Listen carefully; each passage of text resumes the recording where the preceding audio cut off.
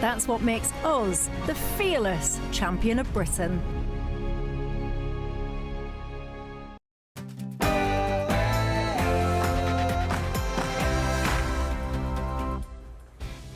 Very good evening, good morning, live from Washington, D.C. This is Bev Turner on GB News with the stories shaping Great Britain and the United States of America tonight.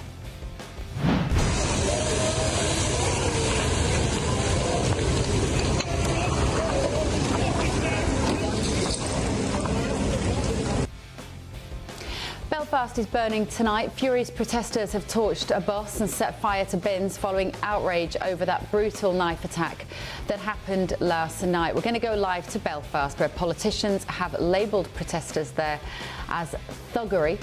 This evening, we know a lot about the suspect, a Sudanese asylum seeker who came to the UK via Paris and Ireland. But I'll also be asking what we can learn from America, where, unlike us, they have indeed secured their borders. Also tonight. I've made the statement very strongly that if they start killing people like they have in the past, we will get involved. We'll be hitting them very hard where it hurts. A major escalation in the Middle East. President Trump ordered strikes on Iran after a US military helicopter was brought down near the Strait of Hormuz. We understand they are still going on now. In a moment, I'm going to be joined by an American pilot. And in the last few minutes, Iran has sent out this warning. Our powerful armed forces will leave no attack or threat unanswered. Two huge stories tonight. Stick with us. We've got the best coverage of both. I'm Bev Turner. This is The Late Show Live.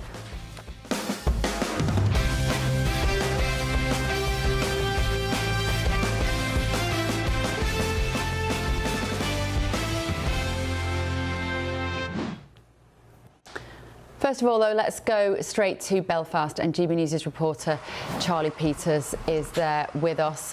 Charlie, what is the very latest there in Northern Ireland?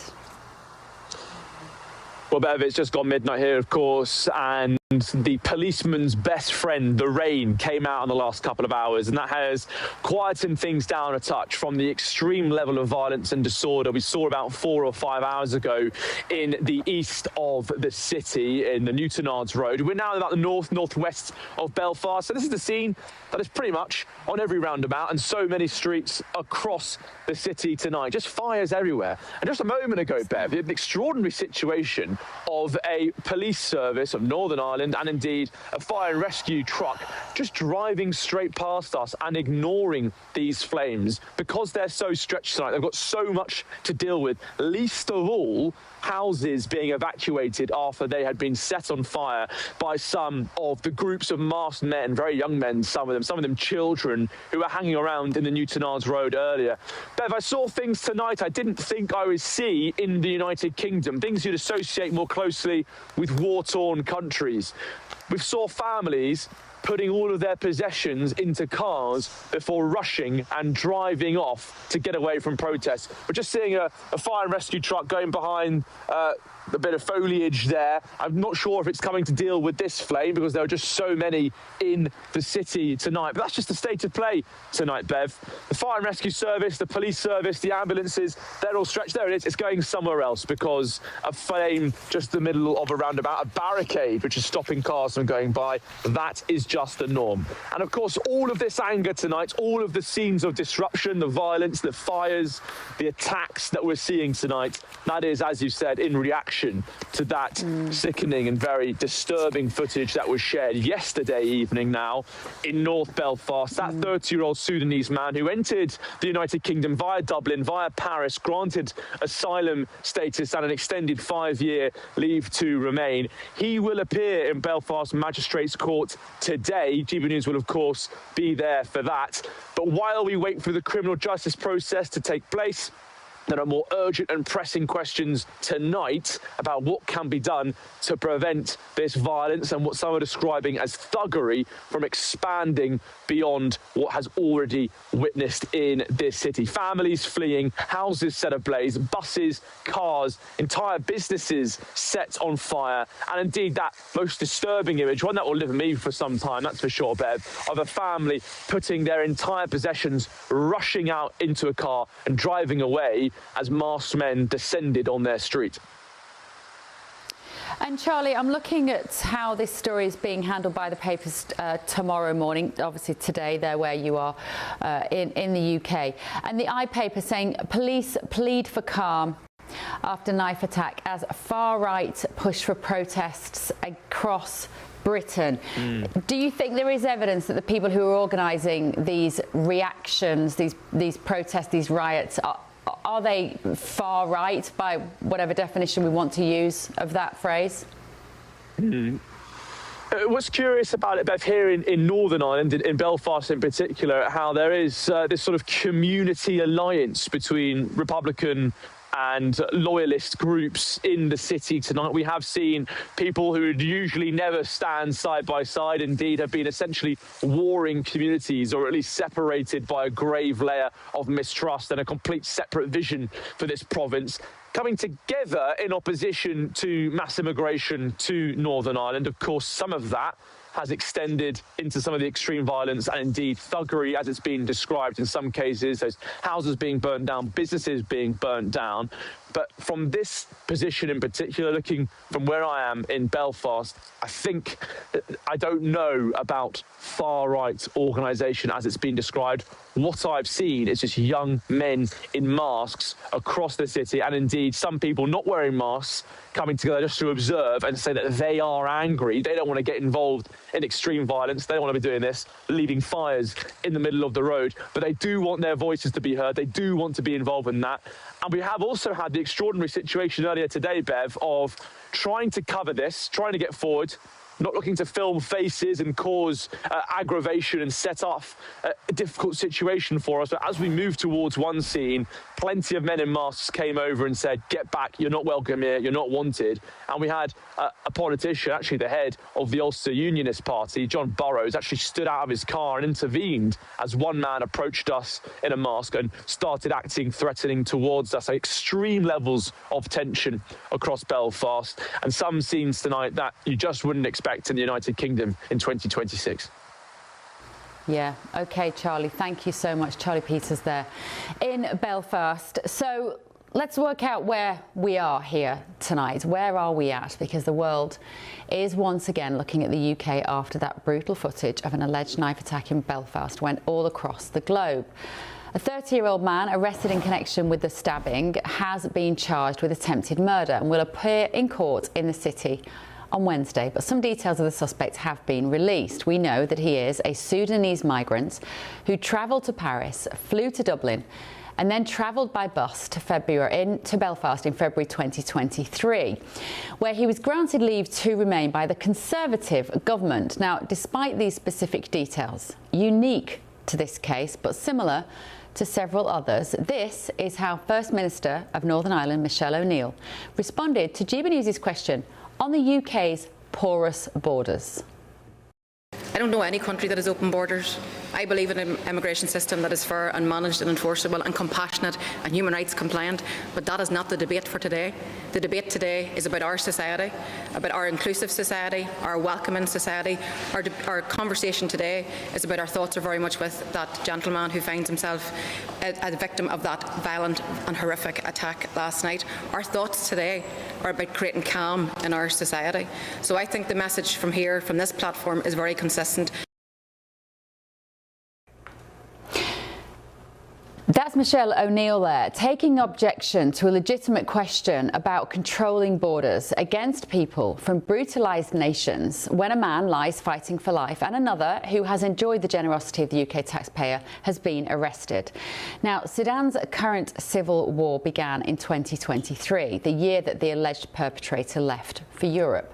Millions of people fled the country after years of unrest following the 2019 overthrow of Omar al-Bashir, a military coup, economic crisis and escalating tensions between the army and the paramilitary forces. Now, it would be lovely if the UK could take everyone from every country beset with conflict, persecution and economic collapse, but we can't.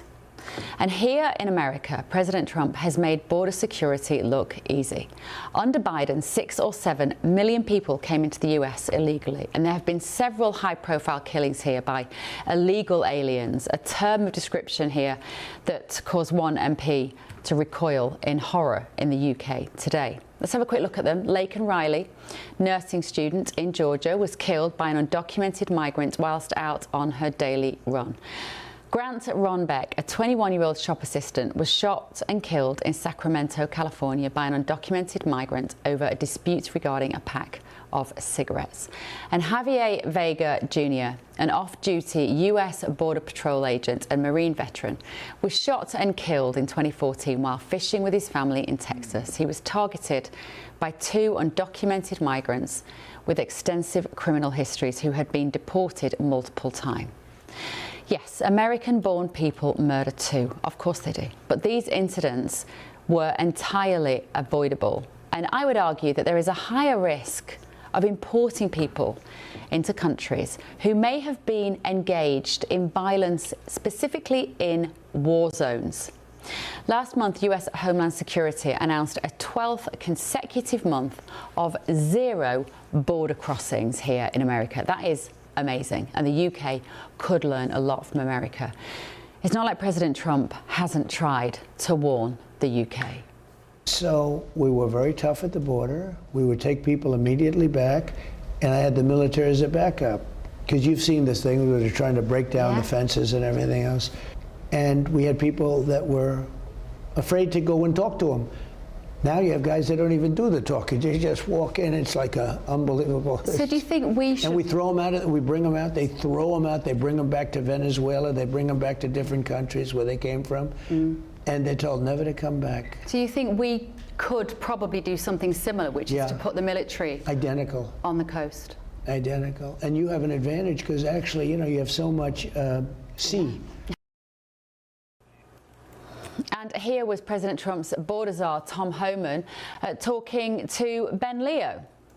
In the UK, we have 200,000 small boat migrants coming on boats, a grim milestone. It's almost 200,000. If that was happening, say, in the Gulf of America, you had rubber dinghies coming across, how would you personally deal with it? Turn them around.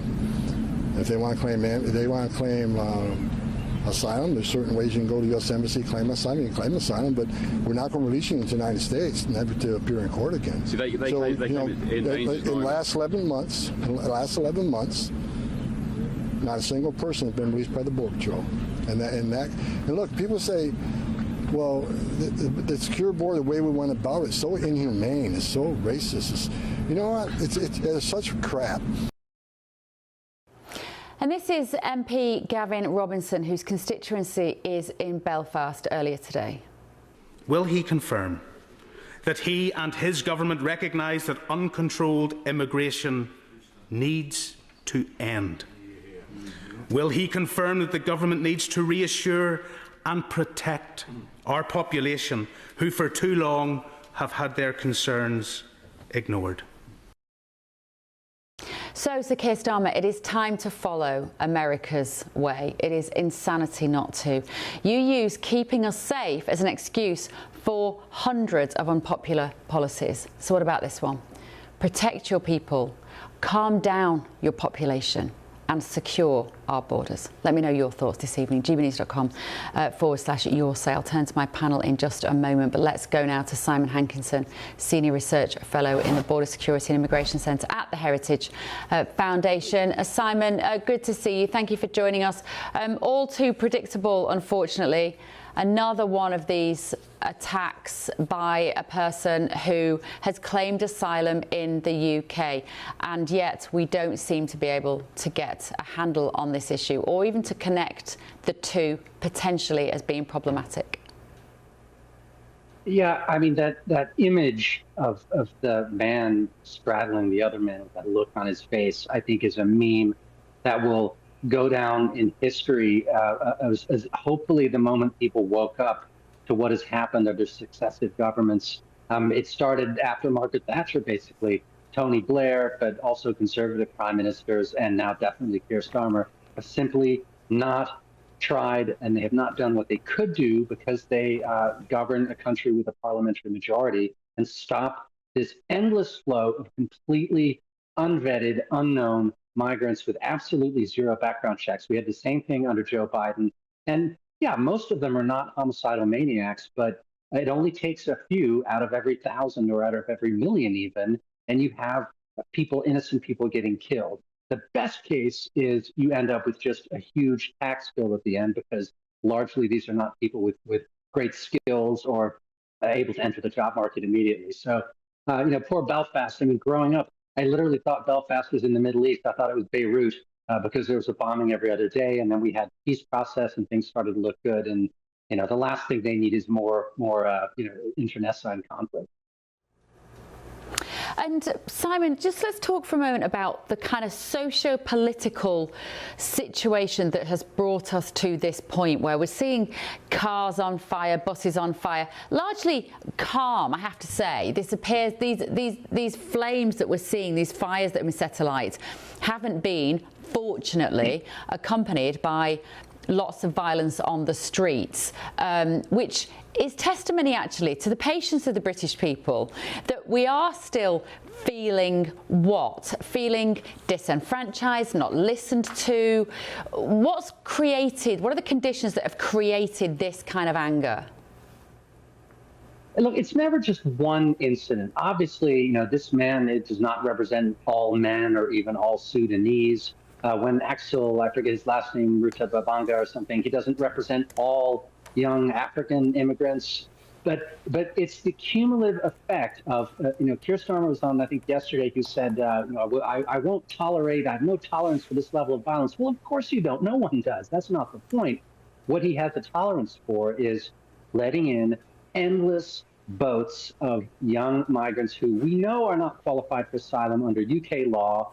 They are almost never deported because they either get asylum on overgenerous grounds, or they fight it with ECHR, or they have some other way to make the courts let them stay there. And I think people have finally had enough. This is replacement level migration. I know that's a taboo word, but we are talking about the indigenous English, Irish, Scottish, and Welsh being a minority in Great Britain within the lifetime of my own children. Yeah.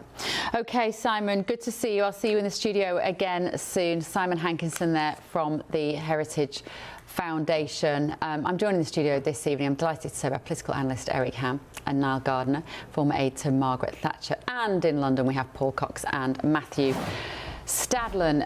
Niall, evening, gentlemen. Thank you all for joining us. It's a bit of a sombre start to the show tonight. I mean, not a bit of a sombre start. It's a very sombre start, because the images from this time last night almost were so shocking. It's incredibly hard to get your head around, Niall, that somebody could be attacked in that way in Belfast. But to the point that I made there to Simon about these conditions that have given rise to this and how British people are feeling, just talk to that, if you would, for a little while. Yes, and I think what we witnessed on the streets of Belfast with this attempted beheading of a British citizen, this was barbarism and savagery, and this is the direct result, of course, of lax immigration policies that have been in place for many decades. And the result has been this kind of sheer savagery that we're witnessing. We've also seen the same in the United States as well, and across Europe. I mean, this is a problem across the Western world, and it is the result of decades of lax immigration policies, open borders, bringing in refugees, asylum seekers from some incredibly dangerous war zones across the world. It's utter madness. This has to end. And I think this latest example is an illustration of just how deep-seated the problem is.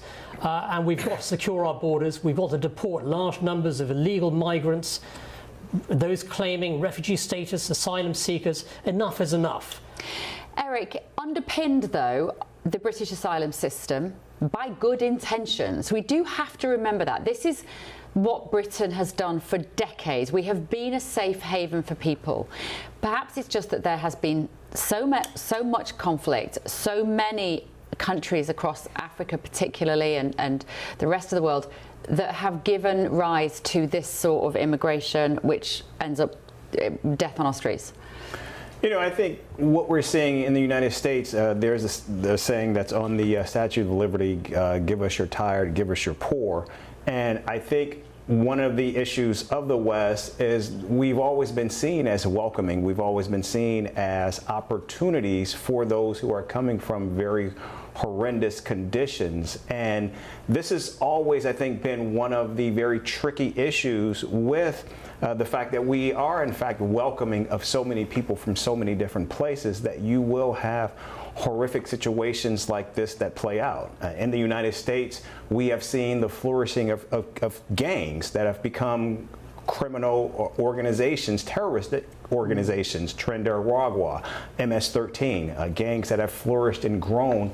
And of course, many of them started in Latin American prisons. And now we are seeing a lot of that being inflicted, that violence being inflicted on unsuspecting communities. And so I think this is always going to be a challenge of the West, of our democracies, that we are open, but how do you manage to open from others, but also making sure that criminals like this are not actually welcome or allowed inside? Unfortunately, the movement of travel is a borderless world, Paul Cox. That is the ambition of many non-governmental organisations, agencies, academics, politicians around the world. They don't believe that we should have these individual nation states. And this is only going to get worse because the will is just not there to preserve our culture and our identity. You can only assume that the small amount of people in the world that actively believe in that sort of stuff, that are in power, are completely and utterly unharmed by that policy. Because what we witnessed yesterday is tragic, and obviously my best wishes go to the victim's family and himself. But it's not unusual. This week alone we've discussed Henry Novak and now this guy in Northern Ireland, just in the last 7 days, all loosely associated to the same ecosystem, which is this unfettered, uncontrolled, illegal immigration in many cases, which sees the world as borderless, but also sees everybody equally when everybody is not equal, when some cultures are not compatible with others, in the same way as our culture is not compatible if a whole million of us moved to Sudan tomorrow. It just wouldn't be compatible. So it's not compatible in the reverse. And it takes... It doesn't take a lot of intelligence to figure that out, by the way. This is very straightforward stuff. Controversial thing to say. But such a controversial thing to say, Paul. Like, Matt, isn't it? Until very recently, almost, I would say, until the arrival of GBNews, you could not utter that sentence on any sort of linear TV or radio channel to say that certain cultures are not compatible with British Western values, Matt. Well, there's so much to unpack, and I know I only have a limited amount of time, so I'll just try and say a little bit and stop me when you want. Just on the Henry Novak murder, I mean, that's, as far as I can see, got very little, if anything, to do with what we're talking about here. That was a British-born murderer who committed a savage crime. It's not Sikh culture to murder people. We should be absolutely crystal clear about that. What is incompatible with British values is violence and savagery and murder, and whoever is committing that needs to spend a very long time in prison, and if they are capable of being deported, they obviously need to be deported. What I would say more broadly, and I'm not going to speak to the incident in Northern Ireland last night because legal proceedings are open, obviously, and you have to be incredibly careful of that. Clearly, the incident itself that we've witnessed on social media and elsewhere is totally horrific. There are no words for it. What I would say is that in this country, we don't collectively punish. That's an unbelievably important principle of our society. And we don't say that because one individual has committed a crime, and again, I'm not speaking about any particular crime, because one individual commits a crime does not mean that we tarnish whole communities. However, we also know that we have to get a grip of illegal immigration in this country, irregular immigration. We know that we have to try to stop the boats. That has been the policy of successive governments. The debate in Britain, as I see it at the moment, is how do we stop those boats coming? And it is not remotely as easy as populist politicians would wish you to believe, because, take it from me, this government is desperate to stop those boats. The governments of Rishi Sunak and other prime ministers were desperate to stop those boats. They are fully aware of just how toxic the issue is, and also how important it is to stop people coming into this country across the Channel. I mean, as we saw from the clip of President Trump, when I was interviewing him, he said, we put our military on our border and you could do the same. Even if we put them there as a deterrent, we have to try something. Bev, think that through. What does that mean? Unless we can, Bev, just very quickly on that, unless you put the military or the Navy or whatever in the Channel, you can't simply allow people to drown. A few people in this country think you should do that. I don't, and I think the overwhelming majority don't. Let's say you pick those people up. You've then got a choice. One choice would be, as I think Reform would like us to do, to simply take them back to France. Well, I'm telling you, in the real world, that's not going to happen unless the French allow it. Of course, the French could stop this immediately, but they refuse to do it. But you just wouldn't need. We've got to move on, guys. But I think you just wouldn't need that long. The images themselves of soldiers on the beach with guns. I'm not suggesting to shoot them, but to round them up and to take them to a detention centre in which they were processed. The images would be so strong it would send a very powerful message to people traffickers and to the people themselves who want to come here. You wouldn't have to do it for that long, and I think those routes would dry up. We've got to go to a quick break. We're going to go over to Northern Ireland after the break as well. Don't go anywhere. This is Bev on GB News.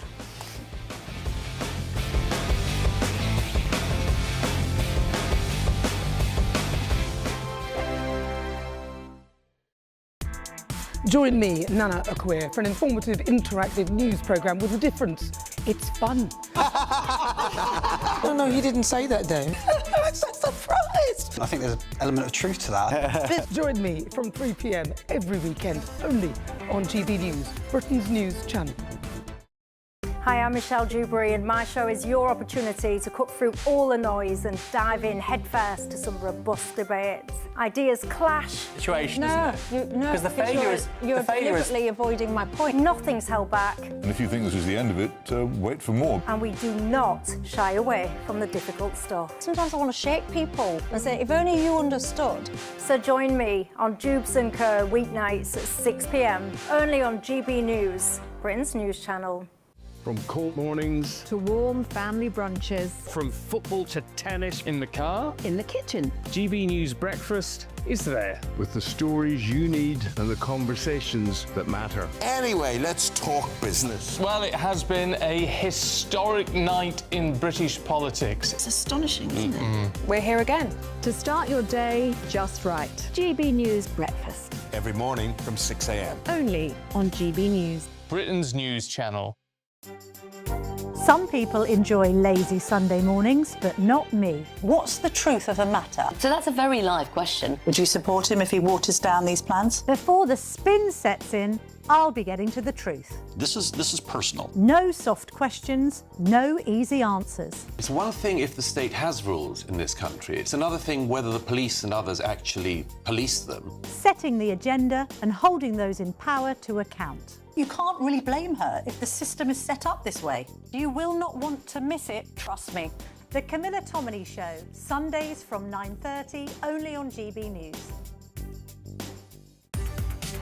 From the school run to the home run, watch a new show for all of Britain. So he can say whatever he wants. A straight-talking show where all voices are heard. And, you know, when are we going to stop talking about smashing the gangs and actually do it? With the stories that matter from every part of our country. There's a bit of a crash landing there for your Chancellor. Bold, fearless and standing up for you. That's me, Martin Daubney, 3 p.m. till 6 p.m, weekdays, here only on GB News. The People's Channel, Britain's news channel. Westminster's full of talk, but out here, it's the real world. Am I allowed to talk No, now? that's it. This is where it matters, real people and real lives. That's what politics is all about. In fact, has Trump made a good start? No. Straight answers, no spin, and just a couple of pints. How many fingers have I got up? About 10. So join me for Lee Anderson's Real World every Friday at 7 p.m. only on GB News. The People's Channel, Britain's news channel.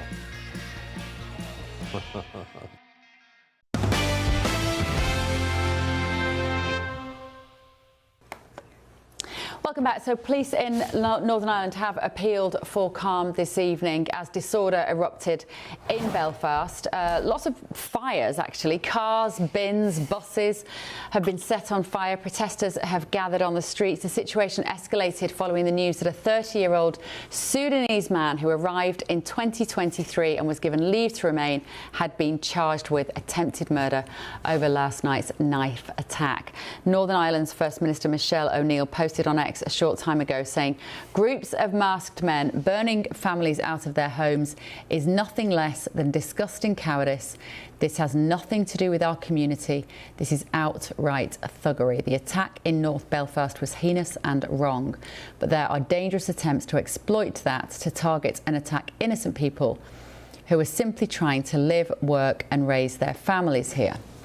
So DUP leader Gavin Robinson said that violence and disorder is wrong and it is counterproductive. It serves no purpose other than the destruction of neighbourhoods and to turn the focus away from where it should be. Now, despite repeated calls for calm throughout the day, anger and tensions have risen. Let's cross now to Northern Ireland and speak to John Laverty, night editor of the Belfast Telegraph. John, thank you so much for joining us. What do you think, first of all, about that statement from Michelle O'Neill? Is she getting the tone right there for what the people in Northern Ireland want to hear tonight? Probably not, but I think that there's been a lot of anger, obviously, for the last 24 hours about what's been happening and what happened in North Belfast. Like, from my point of view, I'm not long home. It took me, I live in East Belfast, and where the brunt of the violence was going on tonight, and the burning of cars, of a bus, of the burning of some houses as well. And I think that probably shows you the genuine anger that's going on here. Now, you might think that Northern Ireland is a place that's used to violence and used to these sort of violent protests, but this is different. Normally, we're fighting with each other, and we feel that we have a right to. But on this occasion, there's a genuine feeling that what happened last night wouldn't have happened if everything was in place to stop people like the alleged perpetrator getting in here. That's what people from both sides of the community here are beginning to think, and they're angry and they wanted to show their anger. I mean, I've seen worse. I've seen worse scenes in Northern Ireland. I mean, there was no actual rioting in the sense of police being attacked, but there was still a lot of intimidation. There was some burning of houses, and a lot of people have suffered because of the actions of somebody last night. And John, just explains, particularly to our American viewers, because we have a few of those, obviously here, I'm based in Washington, D.C., why the immigration problem of illegal immigration, asylum seekers, refugees, whatever terminology you prefer, why that's become problematic in Belfast, particularly in relation to the south of the island of Ireland? Well, it's simple. It's an open border. Since the Good Friday Agreement came into place nearly 30 years ago now, the border between Northern Ireland, which of course, as you know, is part of the UK, and Southern Ireland, which isn't, it's been a free border now. So it's very, very easy for people travelling through the Republic or using the Republic to get here into Northern Ireland, and it's happening an awful lot. And you know, obviously we're a place that has severe crime sometimes. But we can put up with it if it's among ourselves. But whenever it happens and that somebody involved is not originally from here, that's when the actual anger comes out, and the open border. This was not maybe something that was envisaged when the Good Friday Agreement came in all those years ago.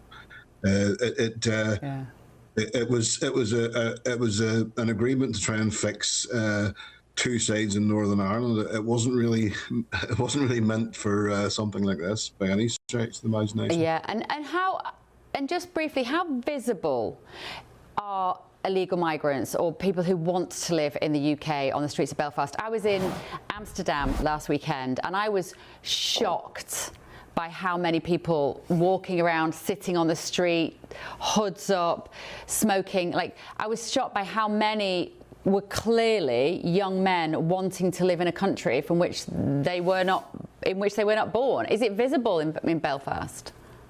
Oh yeah, it's pretty visible. I mean, obviously it's quite impossible to work out who's legally here and who isn't, and that's obviously been an issue.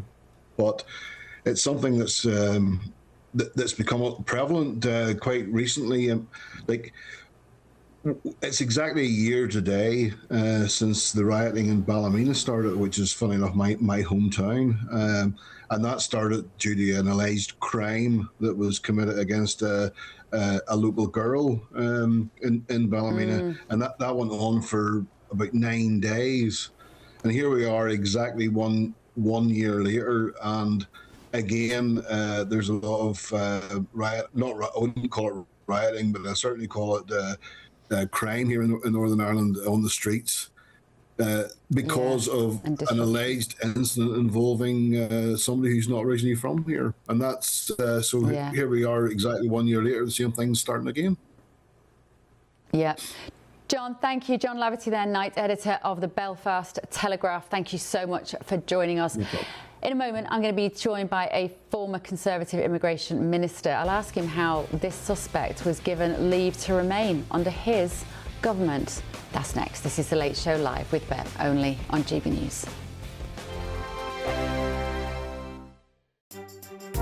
Some people enjoy lazy Sunday mornings, but not me. What's the truth of the matter? So that's a very live question. Would you support him if he waters down these plans? Before the spin sets in, I'll be getting to the truth. This is personal. No soft questions, no easy answers. It's one thing if the state has rules in this country. It's another thing whether the police and others actually police them. Setting the agenda and holding those in power to account. You can't really blame her if the system is set up this way. You will not want to miss it, trust me.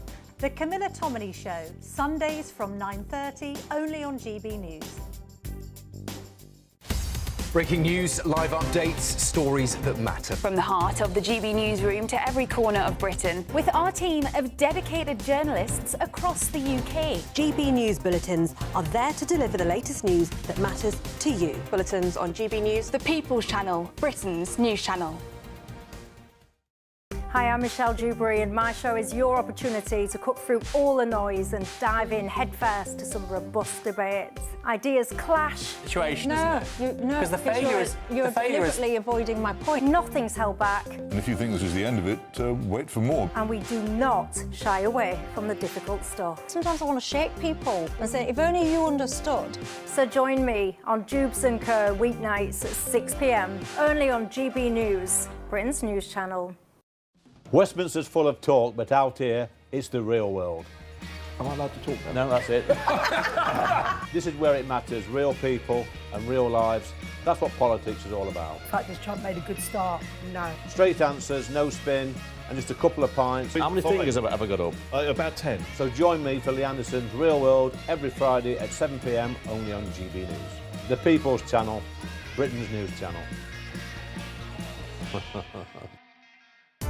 I've been in Westminster for a long time, but I know that though power may be here, its effect on people's lives is across the whole of the country. We may be where rules are made, but it's where they're implemented that matters. Join me, Jacob Rees-Mogg, for forthright and frank discussion on where Britain has come from, where it's going, and where it will end up. That's State of the Nation, Monday to Thursday, 8 to 9 o'clock. Vox Populi, Vox Dei. From the school run to the home run, watch a new show for all of Britain. He can say whatever he wants. A straight-talking show where all voices are heard. And, you know, when are we going to stop talking about smashing the gangs and actually do it? With the stories that matter from every part of our country. There's a bit of a crash landing there for your Chancellor. Bold, fearless and standing up for you. That's me, Martin Daubney, 3 p.m. till 6 p.m. weekdays here only on GB News. The People's Channel, Britain's news channel.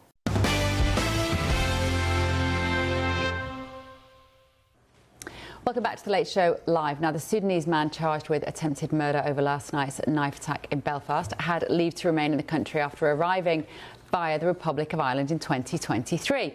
With me now is Tom Persglub, former Immigration Minister under the Conservative government. Tom, people will want to know tonight, how was this man able to stay in this country for so long? We're 3 years in now, still got leave to remain, not being processed. And how do you feel when you know that he arrived on your watch? Well, look, I mean, what happened last night in Belfast was absolutely barbaric. And it should be called out in those terms because that's precisely what it was. And I haven't got at my disposal all of the details about this specific case. And it would be that officials would make decisions about individual asylum claims. And that may well have had input from the tribunal and the courts if claims or appeals were lodged. Now, this was also, as I understand it, from the limited information that we've got, a decision that was made while I was not a Home Office Minister. In fact, I was in the Department for Work and Pensions at the time in September 2023. In fact, I think Rob Jenrick and Suella Braverman were in the Home Office at that time. But we do need, I think, to hear from the government the precise circumstances around which this claim was granted. But it's also fair to say, and I think this is the most troubling element of this, that it would, in many respects, make very little difference whether this individual had asylum or not. Because the problem that we have is that if Sudanese individuals arrive in our country, there is no route of return for them. And that applies to a number of nationalities that are often those that feature most prominently in the small boat arrivals in the illegal migration cohort. And that is the pressing societal issue that we have to address as a society. Government has got to take robust action. I have to say, I don't know what more they need to see to be willing to take the steps that are so obviously needed. Firstly, to have a meaningful deterrent, which was precisely what Rwanda was designed to have, so that we could remove individuals from those countries where we couldn't return to the country of origin, and to deal with things like the ECHR. The time has come. And to be honest with you, like everyone else in the country, I'm completely fed up of going round and round the loop on this when it is patently obvious what needs to happen. But Tom, you know that there'll be viewers watching this going, but you had 14 years to sort this out. Are you surprised when you look in 2026 how problematic the issue of illegal migration has become, and actually how utterly potent it is in terms of determining the political choices that people are going to make in the next election? Were the Conservatives caught napping on this issue? I was always very worried about this and was very willing to say within government the concerns that I had about the fact that this was an escalating issue. And public tolerance around this has now been completely and utterly exhausted. We're seeing serious criminality perpetrated on a regular basis now, and enough is enough. And I would suggest that the political climate and the public mood has moved enormously on this over recent years. I remember when we announced Rwanda, we got a lot of flack for it. There were a lot of people saying that it was cruel, that it was inhumane, it was the wrong thing to do. And I think they were wrong. I said they were wrong at the time, and I would argue that that position has been vindicated. And what we now see is day by day, week by week, that growing body of evidence that you need that sort of bold intervention to tackle this. And the Conservative government was willing to do that. The small boats issue was in the latter half of our time in office, but it became a growing problem. And that was why you needed to respond with such a forward-leaning solution. And I would argue that the case for that now is stronger than ever. And I just sit here in America where President Trump, as I've said a million times before, has made it look easy. They have solved this problem and they have a massive massive border. I mean, he thinks we are a joke in terms of our border. This administration think it's astonishing that we can't manage to fix this. We had a debate before the break where I was talking to my panel about why don't we put the military on the beach as per President Trump's suggestion, even if it is just a visual, even if it is just about rounding people up and taking them to a detention centre. Why can't we do that, Tom, legally? Well, I mean, again, I think really what President Trump has done showed great determination, great courage, and with the right bold steps that have delivered results. And both on legal migration and illegal migration, he has managed to shift the dial. I would suggest that things that we were doing towards the end of our time in office, having pulled the levers that Brexit allowed us to pull, allowed us to bring visa numbers down markedly. Our policy at the election was to have very firm caps on numbers. That's what this government should be doing. I'm gutted that we weren't able to deliver that because we didn't win the election. And on illegal migration, the US doesn't suffer from all the challenges that we do around our legal framework. So again, really, it's a blueprint for what we ought to be doing in terms of not having the Human Rights Act, not having the ECHR restrictions, and again, having that meaningful third country deterrent. I mean, again, the US are using some of the accommodation in Rwanda that the British taxpayer paid for. They've sent test cases to Rwanda. We could be doing that. This government ought to get that policy out of the bin, eat a large slice of humble pie and do the right thing, because this is just not sustainable. Yeah. The British people have had enough. And what you're going to see is, you know, if ministers just continue to present this as people of a far-right political persuasion, that nobody should be going out committing acts of violence, but the silent majority as a whole in this country are royally fed up. And politicians have got to be seized of that and take action that lives up to those expectations that people rightly have, because ultimately they're not going to vote for them. The social contract is straining at the seams. This just cannot continue, and it's obvious to me, and it's obvious to you, and it's obvious to your viewers. When will ministers sit up and listen? OK, Tom, thank you. Tom Perskov there, former immigration minister under the Conservative government. I would say, actually, they're not going to do anything about it because they do want us to be divided, because there's all sorts of controlling measures they need to push through. They're probably delighted at pictures of buses burning on the streets of Belfast tonight, but that's just the bigger picture. Still to come this evening on The Late Show Live, a major escalation in the Middle East as President Trump ordered strikes on Iran after a US military helicopter was brought down near the Strait of Hormuz. We understand they will still be going on now, and in a moment I'm going to be joined by an American pilot. This is The Late Show Live, only on GB News. Breaking news, live updates, stories that matter. From the heart of the GB newsroom to every corner of Britain, with our team of dedicated journalists across the UK. GB News bulletins are there to deliver the latest news that matters to you. Bulletins on GB News, the People's Channel, Britain's news channel. From court mornings to warm family brunches. From football to tennis in the car. In the kitchen. GB News Breakfast is there. With the stories you need and the conversations that matter. Anyway, let's talk business. Well, it has been a historic night in British politics. It's astonishing, isn't it? We're here again. To start your day just right. GB News Breakfast. Every morning from 6 a.m. Only on GB News. Britain's news channel. Welcome to Free Speech Nation with me, Josh Howard. This is the show where each week we see what's happening in the world of culture, current affairs and politics. First we'll say, welcome to the UK. Oh, thank you. And we're not afraid to use our free speech so that you can use yours. It's not controversial in the slightest to anyone who hasn't lost their mind. Free Speech Nation, Sunday nights at 7 p.m. Only on GB News, the People's Channel, Britain's news channel. At GB News, we love to hear from you, our loyal community. So drop us a line at gbnews.com/yoursay.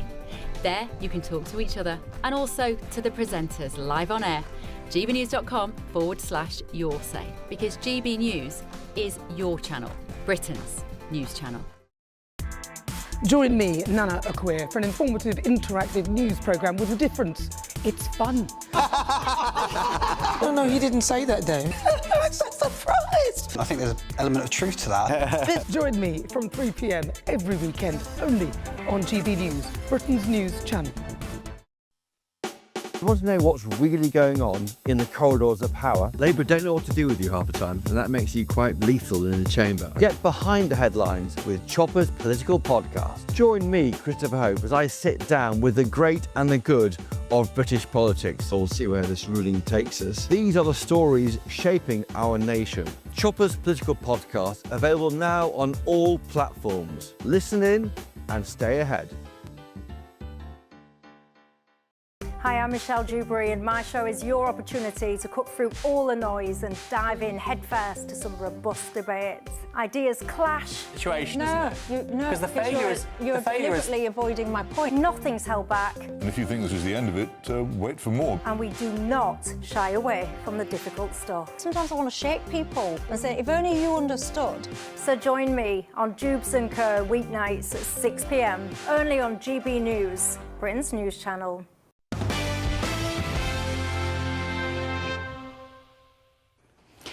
Welcome back. The United States has launched what it describes as self-defense strikes against Iran after an American Apache helicopter was brought down off the coast of Oman. According to Axios, the US military's retaliatory attacks struck several Iranian air defense and radar systems around the Strait of Hormuz in what President Trump has called a proportional response to an unjustified Iranian aggression. In the last few minutes, Iran's foreign minister warned America, "Our powerful armed forces will leave no attack or threat unanswered," adding, "Leave our region if you want to be safe." With me now is helicopter pilot Barry Oberholzer. Barry, thank you so much for joining us. What do we know about this helicopter that was brought down? And I was surprised to hear actually that the pilots were okay, luckily, fortunately. What do we know about it? Yeah, so from the information that we've gathered, this is an Apache gunship helicopter from the US that was supposedly downed by a drone. The pilots were safely evacuated by an actual Marine drone from first deployment from the US, using a Marine drone to rescue pilots in the ocean. So what is interesting, though, is that if both have survived, then they must have been very low to the ocean or very low to the ground. So they would have been able to then evacuate the aircraft, get out of it, and then also get into the drone. So it was either the Apaches are very well known to be operating in counter-drone operations. And so this was either a low-level drone incursion where there was an accidental, they were going in a counter-drone operation and they had an accident, mid-air collision with the drone, and then were able to auto-rotate to the water and then get safely out of there. I don't believe it was a big explosion. If it was a massive explosion and then they went into the ocean, I don't think they would have been safe and sound, as the president said. I think they would have been injured and then taken to a medical facility. The other option is that there was a mechanical failure while they were busy with the counter-drone operations at a low-level altitude. And then the third option is that senators are currently asking, was it actually an Iranian drone? The US has been very critical of Israel in the last 48 hours, and is this a false flag operation? So we're all are back at war. The US is attacking Iran, Israel is back attacking Lebanon. There's no ceasefire, although they say it's self-defensive strikes. So at this moment, during the fog of war, we're just not sure what is happening. But those are the three options that I believe that's currently taking place. And as we always say, truth is the first casualty of war, of course, and that seems particularly pertinent at the moment. What can you speculate about maybe what the next few days will look like? Do you see this action now just inevitably ramping up? Yeah, I'm very surprised that this would have been a deliberate attack by Iran. Even the Iranian ambassador to the UN yesterday said that the US and Iran is very close to getting a deal done. The president echoed that he's 2 to 3 days away from getting a deal done. And 24 hours later, we're back at war. So I'm just very, and also on the other side, the Iranians would have been taking credit of this at the height of war, of downing a U.S. Apache aircraft. That's a significant milestone for if this was an Iranian drone, to take down a U.S. aircraft. And so I would think that the U.S. is currently responding. on radar targets and then doing a tit for tat. I'm hoping that the president would keep it to just a tit for tat and not just a major escalation of the war. So I would think that over the next few days they'll take out more radar facilities and other drone facilities if this was a drone that was the cause of it. But otherwise, I would say that would be hopefully a tactic that will die down in the next few days and everybody will get back to the negotiating table. However, I am concerned with what has happened between Israel and Lebanon and now the US and Iran. It's just a continuous, there's a ceasefire and then there's no ceasefire and then everybody just starts shooting at each other. So from my perspective, my experience, I do hope that the Iranians come back to the negotiating table. I do not believe that this was intentional. And so that's my thinking. Barry. Yeah, Barry, thank you so much. Barry Oberholzer there, helicopter pilot. A fascinating insight. More to come in the next hour, including what is going on with these images of Nigel Farage fighting the Bank of England governor. They are everywhere. Why? See you in a minute.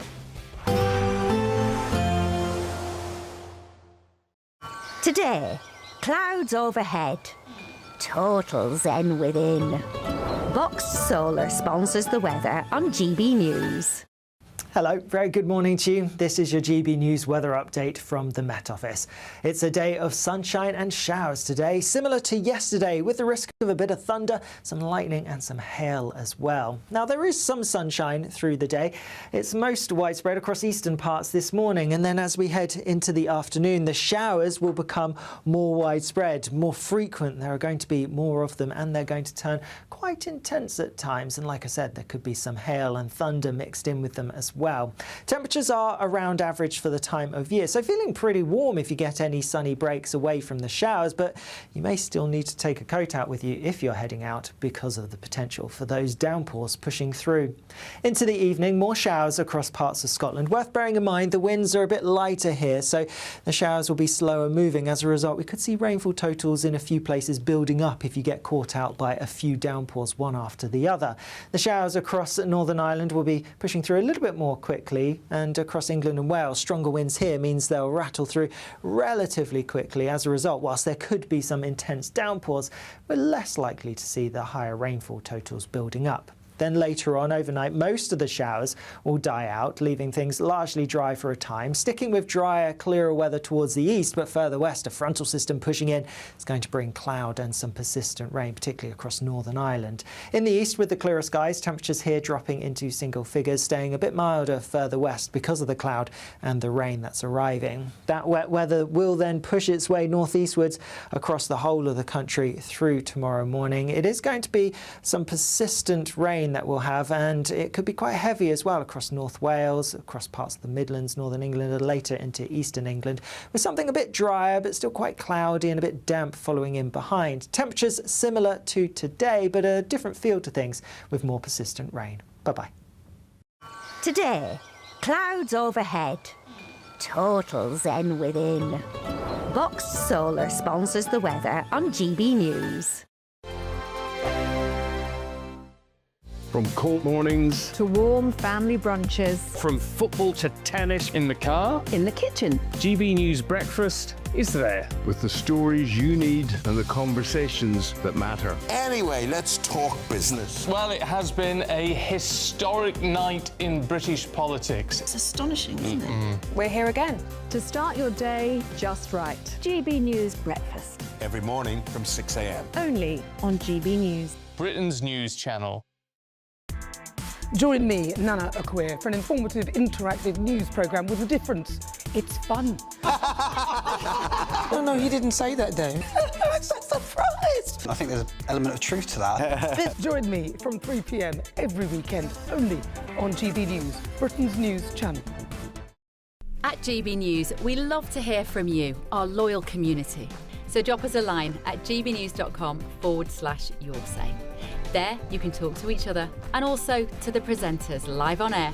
gbnews.com/yoursay, because GB News is your channel, Britain's news channel. Some people enjoy lazy Sunday mornings, but not me. What's the truth of the matter? So that's a very live question. Would you support him if he waters down these plans? Before the spin sets in, I'll be getting to the truth. This is personal. No soft questions, no easy answers. It's one thing if the state has rules in this country. It's another thing whether the police and others actually police them. Setting the agenda and holding those in power to account. You can't really blame her if the system is set up this way. You will not want to miss it, trust me. The Camilla Tominey Show, Sundays from 9:30, only on GB News. From the school run to the home run, watch a new show for all of Britain. So he can say whatever he wants. A straight talking show where all voices are heard. And, you know, when are we going to stop talking about smashing the gangs and actually do it? With the stories that matter from every part of our country. There's a bit of a crash landing there for your Chancellor. Bold, fearless and standing up for you. That's me, Martin Daubney, 3 p.m. till 6 p.m, weekdays, here only on GB News. The People's Channel, Britain's news channel. Westminster's full of talk, but out here, it's the real world. Am I allowed to talk then? No, that's it. This is where it matters, real people and real lives. That's what politics is all about. The fact that Trump made a good start, no. Straight answers, no spin, and just a couple of pints. How many fingers have I got up? About 10. So join me for Lee Anderson's Real World every Friday at 7 p.m, only on GB News. The People's Channel, Britain's news channel.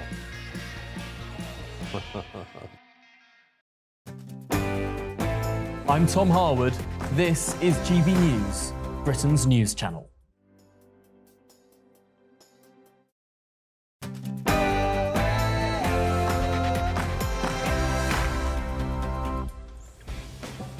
Good evening, good morning, live from Washington DC. This is Beth Turner on GB News with the stories shaping Great Britain and the United States of America tonight.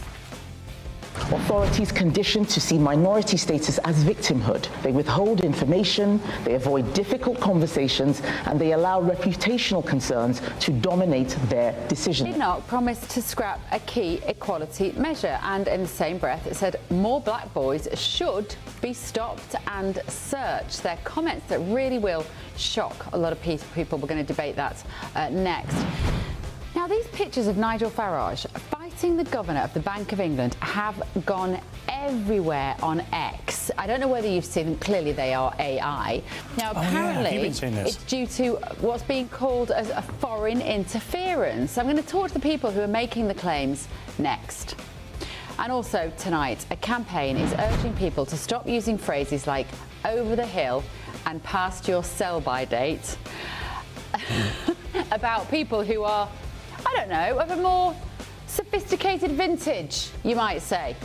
I'm Beth Turner. We'll have a lot to say about that, and this is The Late Show Live.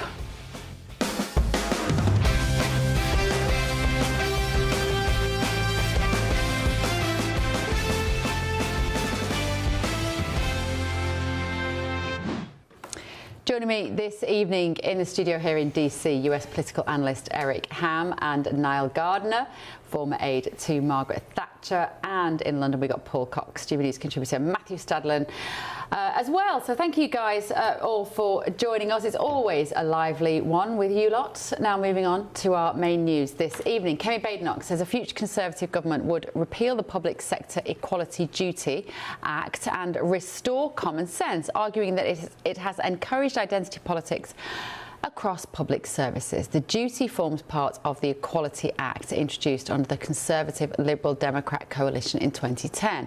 And it requires public bodies to consider equality impacts when making decisions. The Tory leader linked the policy to failings exposed by the Henry Novak case, claiming that institutions have become too focused on race and protected characteristics. This is what she said this morning for us. These institutions stopped worrying about getting the law wrong and worried desperately about a career-ending accusation of racism. The safest path for them to avoid this accusation was not common sense or the facts in front of them. It was to follow the process. So people replaced thinking. She also pledged to triple the use of stop and search powers and recruit 10,000 more police officers.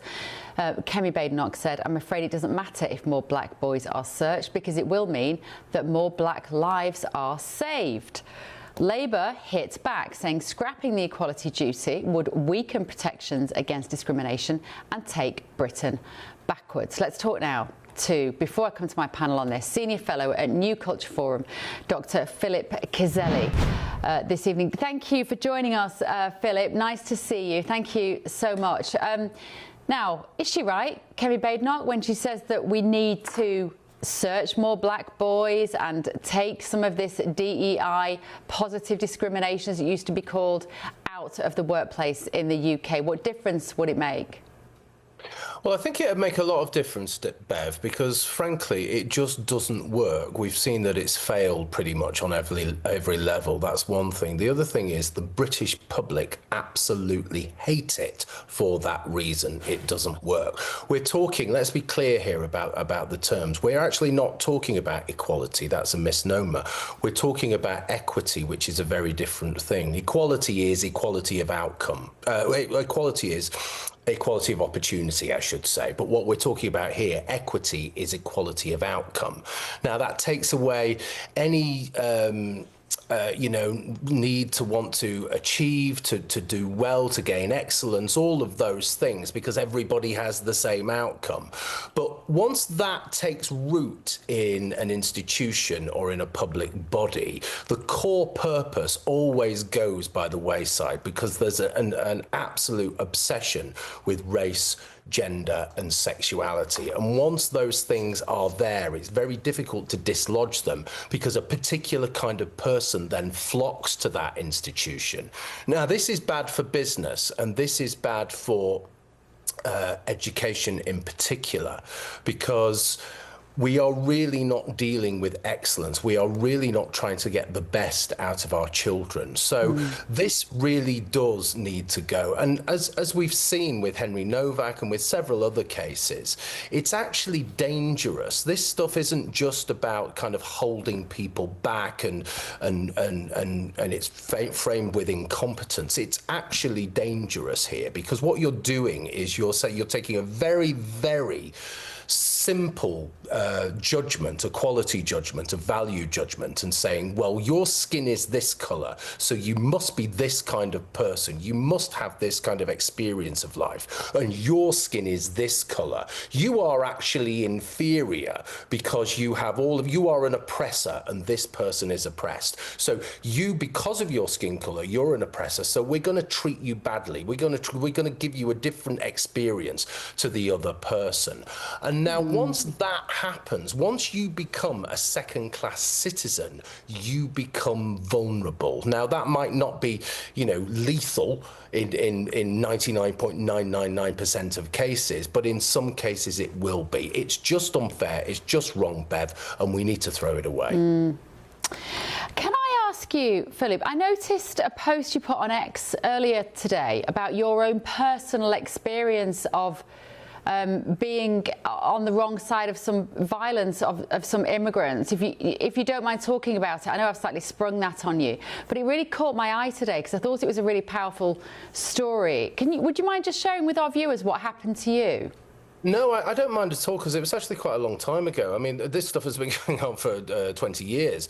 This was when I lived in Manchester. I'm from Manchester, and I was teaching at a university there. And I was walking home one night. I'd been planning with my friend a long run the next day, because I was very much into running at the time. It was a late June night, and it was raining. I thought I'd walk home in the rain, and I got dragged off the street by six Somali, a gang of 6 Somali boys, and I was stabbed twice. I was stabbed in the back, and I was stabbed in the buttock, and beaten up, mugged, and left for dead. Now, that was obviously a very difficult experience, but I got over that fairly easily. It took time, but I got over that. What I didn't get over was the response from academic colleagues, which was framed even in those days, 20 years ago, in identity politics. It was, well, you're much more privileged than they are. In a way, you can understand how they would resent you and all of that kind of thing. And it just lacked humanity in a way, and it was just completely unfair. Now, if I felt like that, God knows how other people feel like as well, you know. So I think there is something here, and they would never. The police knew who they were, but they were never brought to trial. So we were struggling in those days. Yeah, no, they were never brought to trial. No, we were struggling in those days, but it's exponentially worse now. You know, I mean, there is an epidemic. Well, there's an epidemic of sexual violence out there, but there's also an epidemic of violence there. And you only need to, I work in Westminster, you only need to just walk through London. You get a sense of that sense of menace, you know, and you see it. It's low level, it's breaking the law, it's craziness on the streets. You see it all. You're so interesting to me, though, to be an academic and to take the position that you do. You are the unicorn. You are so rare to speak and think in the way that you do. I studied English literature and language at Manchester University. I came out with a first-class English degree, and a lot of that time was being taught about language and cultural theory and about cultural relativism and the fact that, you know, female genital mutilation wasn't necessarily bad, it was just different. And it took a real kind of a real strength to push back on some of these issues. How have you got to the place where, maybe partly because you got beaten up, but how have you got to the place where you can talk about immigration in these terms without being completely cancelled? Or maybe you have been. I know I was cancelled. Yeah, I was cancelled in 2023. So I feel that I was talking about it on this channel and others and various podcasts and in the media and all the rest of it. And I did get cancelled. So that was a big moment for me as well. And now there is a sense of freedom. But it feels like there is a change. I think the problem in this country, in Britain I'm talking about, is that people didn't really understand what was going on. They're beginning to understand the depth of this stuff now. So people would say, oh, well, it's going on in the universities and it's political correctness gone mad and it's only there. It's all a bit silly. No, it's actually, DEI is threaded right through our experience pretty much in everything, every major institution, all the public bodies, everything that we've just talked about there, all of this stuff.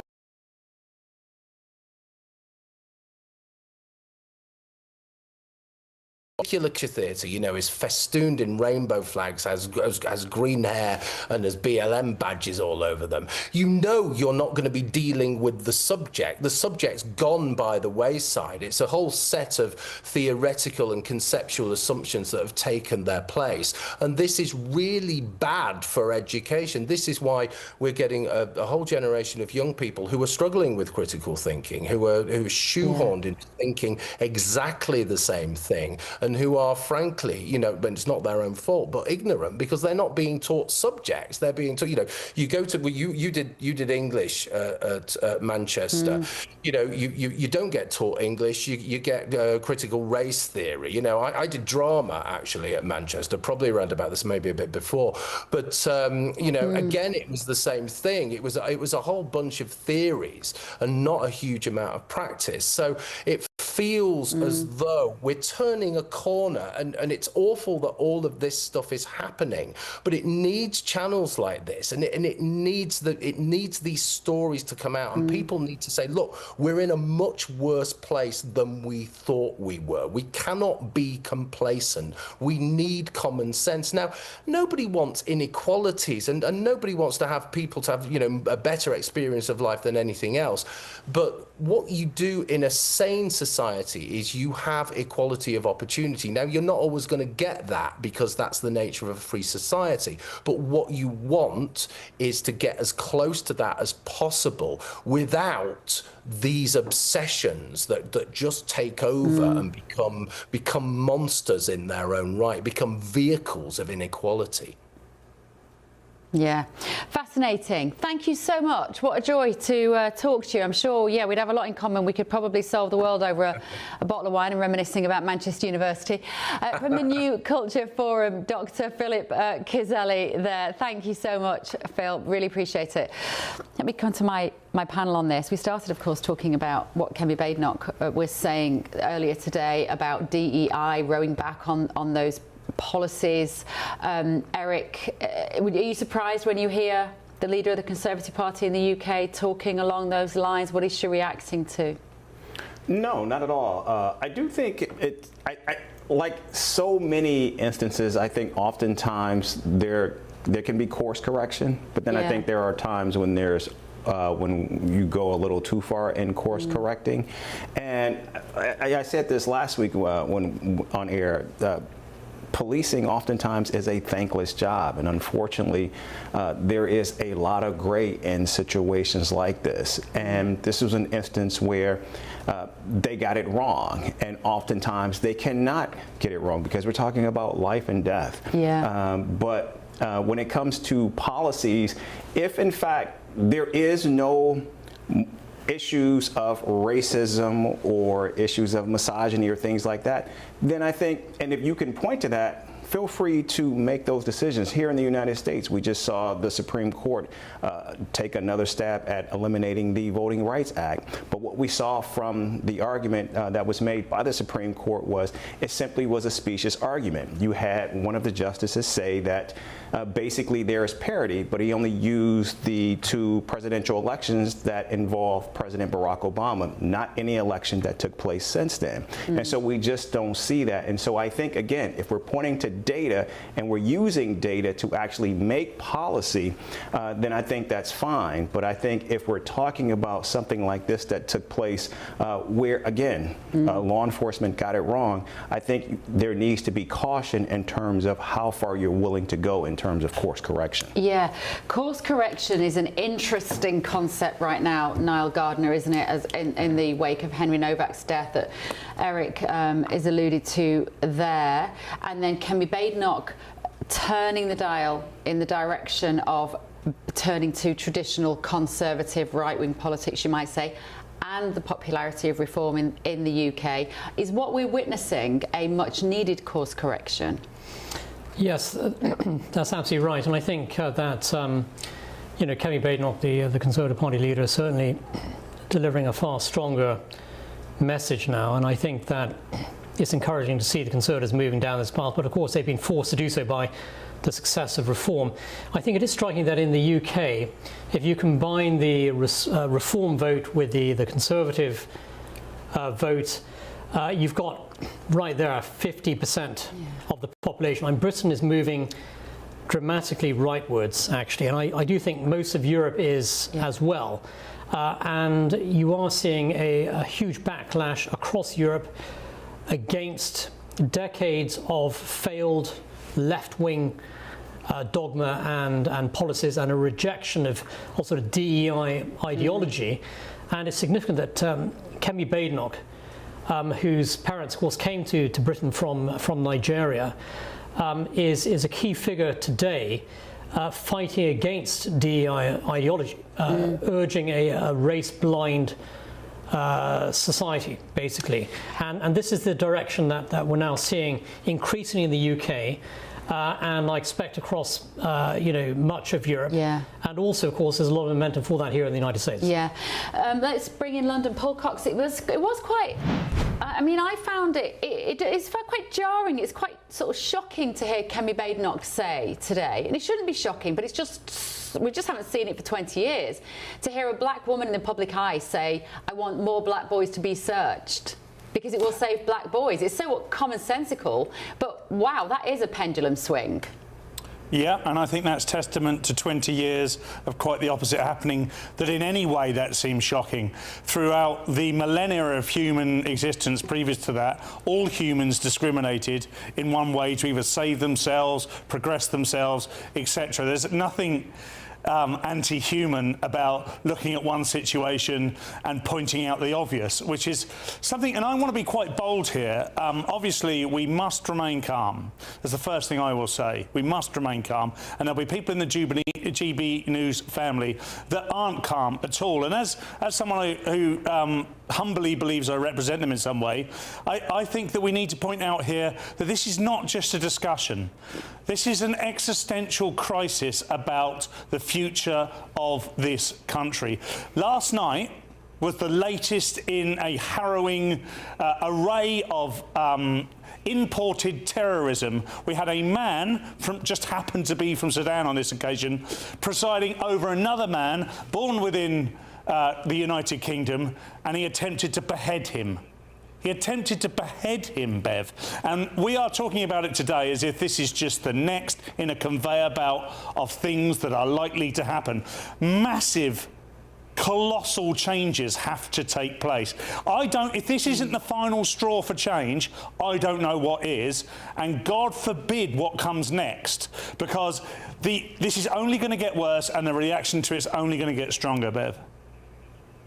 Yeah, Matt, what do you make of everything you've just heard there? Well, unlike Paul, I'm not going to comment on a live case, but I would also say that Paul seems to have contradicted himself in the space of a couple of sentences. He, at the same time as urging calm, claims that we are facing an existential crisis. To return briefly to Kemi Badenoch, I'm rather confused, I have to say, by some of what she's been saying, Bev, because on the one hand, she wants us not to judge people according to their skin colour, but almost in the same breath tells us that she thinks that many more black boys, young black men, should be stopped and searched. Well, on the basis of their skin colour. So they would be being judged on the basis of their skin colour. I think that's deliberately misunderstanding what she said. You're cleverer than that, Matthew. It's what she said. It's not what she said. As far as the substance of stopping and searching a very significantly larger number of young black men and boys, it is conceivable, it is possible that through doing that you may save a life, but it is also very plausible that you will create a greater sense of injustice amongst young black men, and that is not a good thing to do. They've already got it. I mean, they've been told now for 25, 30 years that they are victims here. There is a pernicious victimhood mentality amongst many young black boys and girls that you see in the UK, actually. And I think it hasn't worked. Whatever we've tried to do... What's your evidence for that, Bev? What's your evidence for that? I'm just saying anecdotally. You see footage. I'm talking about. You just see brush past somebody on the tube. Brush past a young black boy on the tube, and I promise you, not always, but sometimes the attitude that you get back, because they have been told repeatedly that they are victims when they are actually capable, incredibly capable young people that can grow into successful adults, but they've been told you will have to be 5 times better than everyone else. You're racially stereotyping about young black men on the tube. Matthew, can I just ask you a question at this point? And I don't even think, to be honest, it's not just the black kids. This is generational. We've got a generational problem with with a lot of young teenagers who've been told, for whatever reason, maybe it's because they are gay, maybe it is because they believe in a certain political party, whatever it is, we've created a victimhood culture. We've taken away the sense of personal responsibility, and because we've lent so hard into identity politics, everybody has a grievance. We have a generation of young people who have a grievance. They're looking to blame somebody all the time. They're looking to put the hand out and get something for nothing. I have no evidence of that, Matthew. I cannot back it up statistically. I am telling you my own observations, and there will be a lot of people on the GBNews website who'll be messaging right now to say, I recognise what it is that you're saying here. And somehow we've got to empower young people to say it doesn't matter what the colour of your skin is or your sexuality.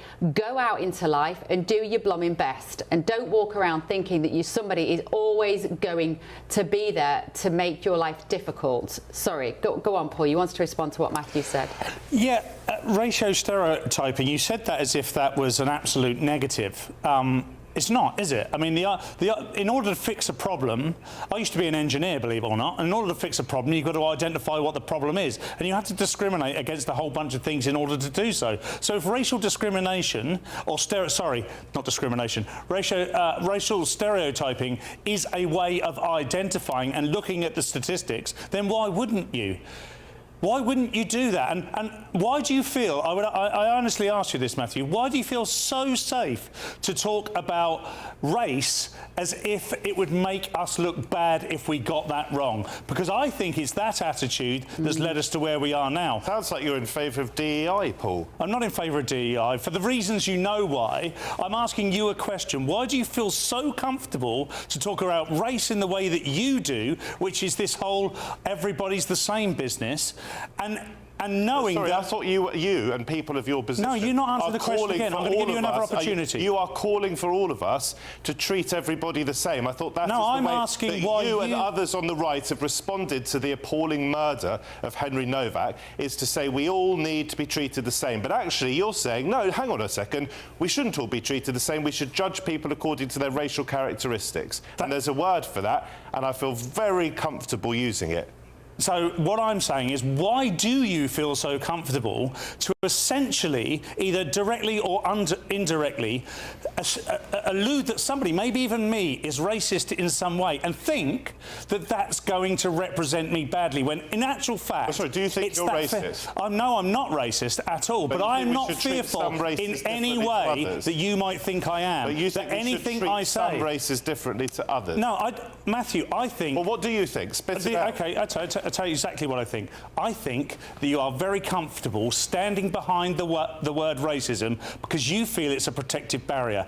I'm not worried about that anymore, and I urge absolutely everybody watching this not to worry either. If you see a group of people and it's the only thing that stops you mentioning it is their colour of their skin, and it prevents a terrorist attack, then you point it out, and you don't worry about the Matthew Stadlins of this world, and you stand on your own 2 feet. So you think, counter to the argument that is currently going on the right of British politics right now, in response to the murder of Henry Novak, where figures on the right, and I'll say it again, are claiming that white people are somehow being prejudiced, experiencing prejudice in an overreaction to racism that we undoubtedly had and still have in this country.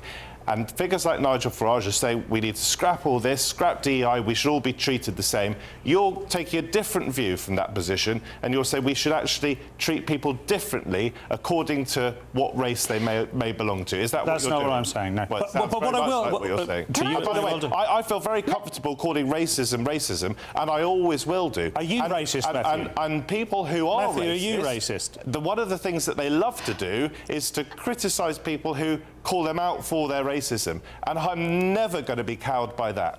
I'm not asking you to. I think it's... Sorry, but I think it's a remarkable use, but I also think it's a remarkable sort of liberal use of the word racism, because what you've just said, Matthew, is we still have racists. Of course people are being prejudiced against based on snap decisions. Of course we are. And you know what? That's never going to change. We can be utopian about humanity and the fact that we are tribal. That is never going to change. But what DEI has done, it's basically hidden these people, because you would accuse somebody like me and Paul as being racist. If somebody came into a job interview with me, are you saying I would judge them differently based on the melanin in their skin? Absolutely not. It's a ridiculous allegation. If I was employing somebody, would I care whether they were white or black or brown or female or gay? I wouldn't care. I'd want the best person for the job. I am demonstrably, therefore, not racist completely. But when we're talking about cultural, socio-cultural, socio-political problems, socio-economic problems, actually, when it comes to predominantly young black boys, we have to look at them in that Venn diagram, because we have to look at how they are the product of their upbringing and their culture. And to not do so does them actually a great disservice if you fail to see their cultural setting, because so often actually DEI has been disadvantageous to young black boys, that is demonstrable in the figures and the statistics. Lumping groups of people together, groups of people together, according to their race, according to their skin colour, is a very dangerous thing to do. There are exceptional circumstances. Let me just make the point. There are some exceptional circumstances where it is thought to be important. And I'll give you a very quick example. It's Operation Trident that was set up to deal with, to confront black-on-black violent crime. What I'm saying to you about stop and search is it's an unbelievably difficult issue. And I've said it already, it is conceivable that you might save a life. Not guaranteed by any means, but conceivable. But what you do by stopping and searching many more black men and black boys than you are at the moment is you are stopping many more innocent black boys and black men who should not be held accountable or swept up with the same brush as people who are criminal, who share their skin colour. And that is a very, very important point. You haven't been on the wrong end of that. But those who have, I can tell you, many of them will have awful stories to tell, and it scars them, and it can lead to all sorts of really pernicious consequences. Like in the case of Henry Novak, where he ended up dead because essentially... We don't know why. We don't know. Hang on. He was murdered by an evil murderer. He died handcuffed. Yeah, look, the police made, it seems to me, and I've said this from the beginning, what appeared to be catastrophic errors. There's no doubt about that. We don't know what caused them to behave in the way they did. You don't know what caused them to behave that way. What I would also say more generally is we do not want people to be so afraid of being called racist. We do not want people to be so afraid of being called racist that they don't do their job. Of course we don't.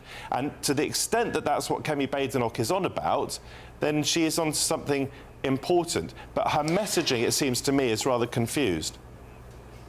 Eric, let me bring you in on this, because stop and search of black boys has been this controversial political hot potato for decades in the UK. I presume it's been similar here, is it? I don't know, you can tell me if it is or not. We sit here in Washington, DC, where the population is 50% white, 50% black, largely in this city, you know, and yet it seems, tell me again if I'm wrong, it seems that racial issues are not particularly problematic in this city. You don't have gangs of white boys fighting with gangs of black boys in this city, do you? And how do you feel about the accusation that, as Kemi Badenoch said, it's okay to search more black boys if it saves their lives? That's garbage. In the United States, in New York City, we had Mayor Bloomberg who implemented stop and frisk.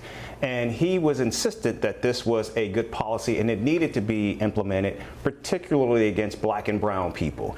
Even though data after data, study after study showed that it simply was not the case that if you just randomly stopped and frisk any random black or brown person, they were going to find contraband. And what study after study showed was that it was actually the opposite. And what we saw was courts eventually struck that down. You had the University of Chicago actually do a study that people who had black-sounding names simply were not actually called for interviews or got callbacks for jobs. And so what you had was people of color who oftentimes put on their resumes names that sounded more European or white-centric in order to get interviews and jobs. That's what we see in the United States. And so when you have these types of policies, what has happened is people will try to address them and make a more level playing field. That is why you had things like DEI. It was not to necessarily say, okay, we're going to eliminate opportunities for white people in this country. It was about trying to create more parity so that people who were underrepresented or who historically have been cut out were given opportunities. And in the United States right now, you had African American women who were more educated, more likely to start businesses, and now you see their numbers crashing in the wake of the Trump administration eliminating DEI, and now you've got unemployment among black women the highest of any other group in this country, even though they're the most educated and oftentimes seen as the ones who have the most qualifications for many jobs in this country. Niall, respond to that. You've spent a lot of time in America. How do you see this situation? Well, I think the United States is moving down a better direction that is more in line with the original vision of Martin Luther King Jr., really, which is a rejection of DEI ideology, a rejection of the view that people should be judged by the color of their skin, and the kinds of affirmative action policies that we've seen in American universities, higher education, in hiring. Increasingly, these have been struck down by the courts, including by the Supreme Court. And I think this is the right approach for the United States to take. And no one should be judged based upon their skin colour. And the whole sort of DEI mentality, I think, has been immensely destructive for not only the United States, but also the United Kingdom and across the West. And the US now, I think, is firmly rejecting this.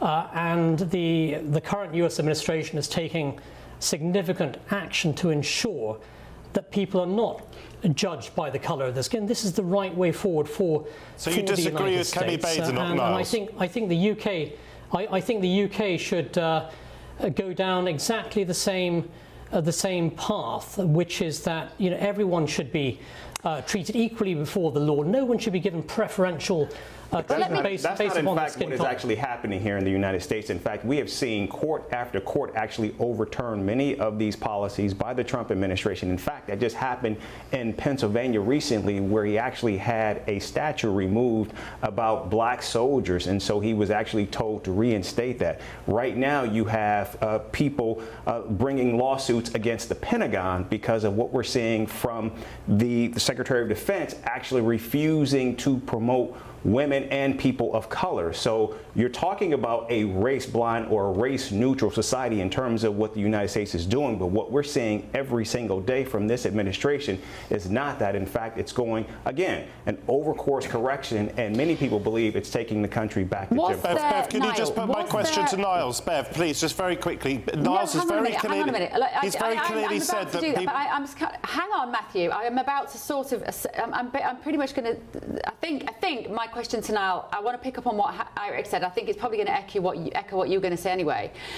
Was there a problem, though, Niall, in terms of women and people of colour and gay people as well, maybe, let's say, who weren't being given opportunities in life that you as a straight white man would have got, and therefore the wheel wasn't turning quick enough and it needed a spin. It needed something to come in and to move that dial towards a position of fairness. Was there a problem that needed fixing in the first place, but something along the way of those good intentions has gone wrong? You're talking about in the UK, right?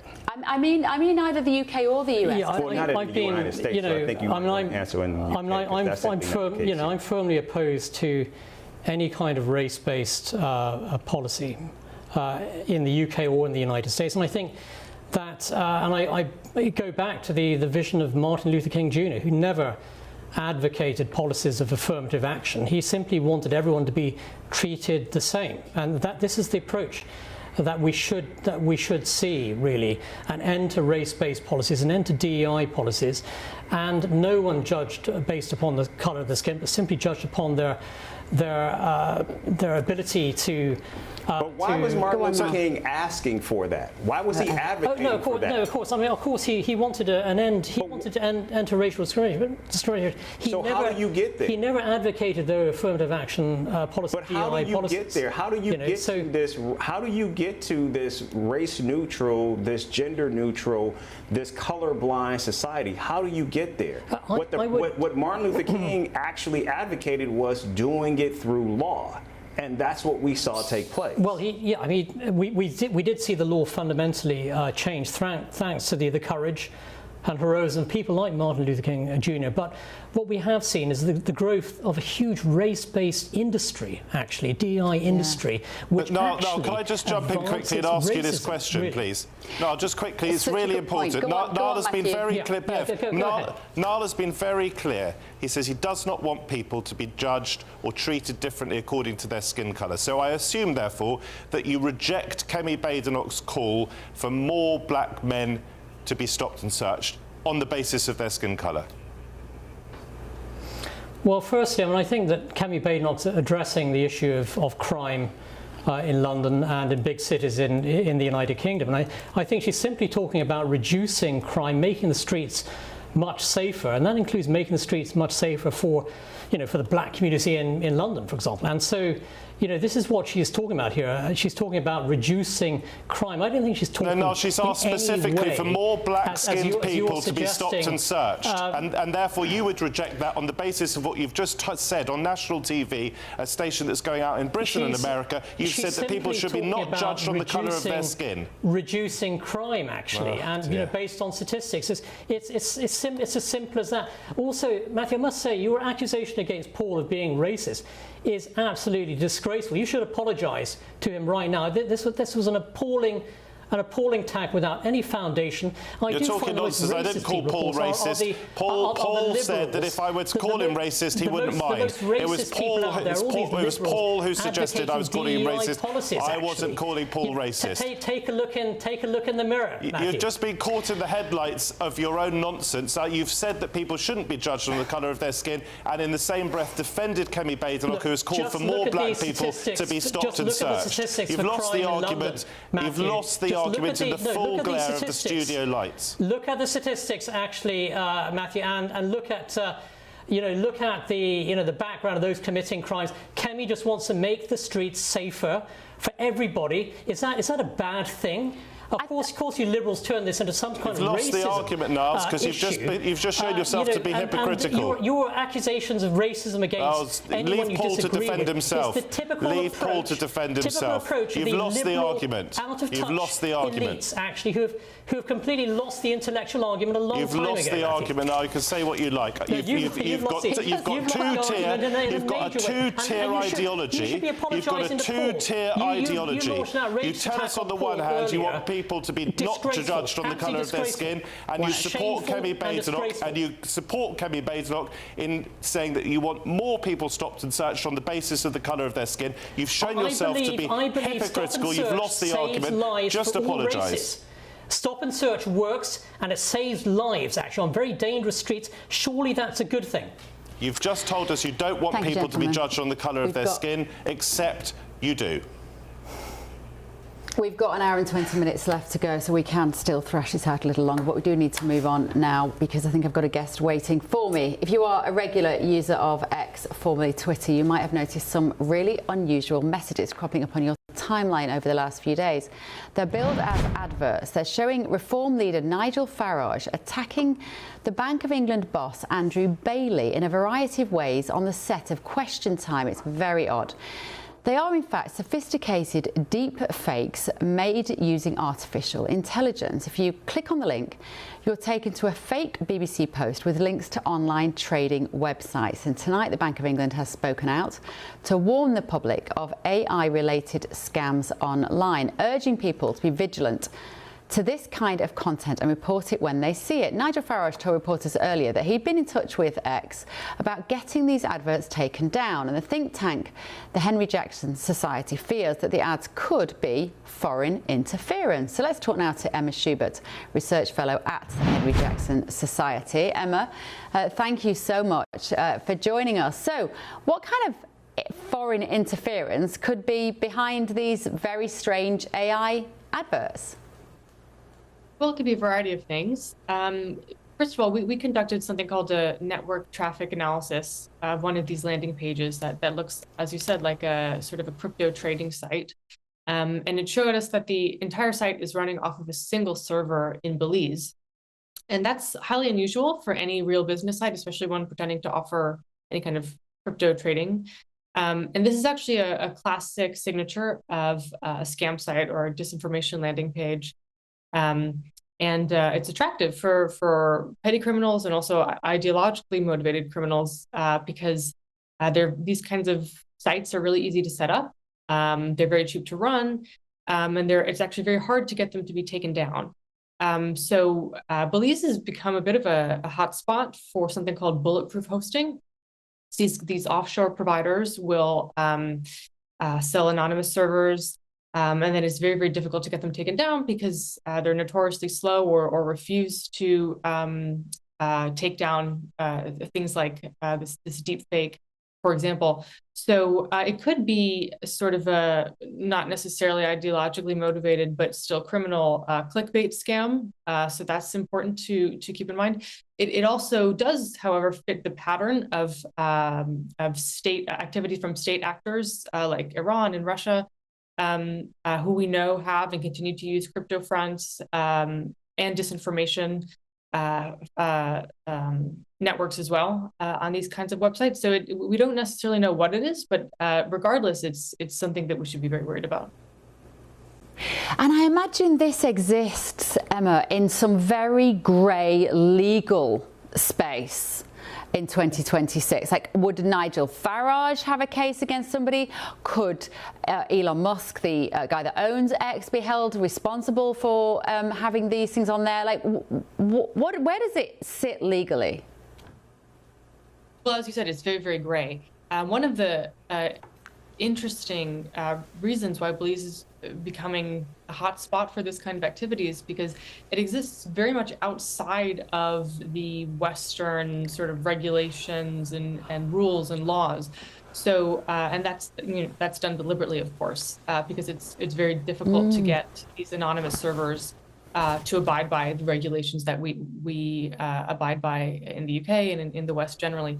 So it exists in a very, very gray zone. And I think there's probably a longer conversation to be had about the kinds of legislation that needs to be drafted to tackle this kind of threat. And there have been so many instances of this picture we're seeing here on X. I was even, before I knew we were talking about this tonight, actually, I kept seeing it on my X account over the last few days, and I just would ignore it and scroll past it. And then I saw people saying today, why am I seeing this picture all the time? So many people are seeing these images. How are they paying for the advertising of them on X? And if so, doesn't that mean that X can trace back who is paying for these adverts? Essentially, I mean, we were able to trace the IP address and the server that it's being run out of.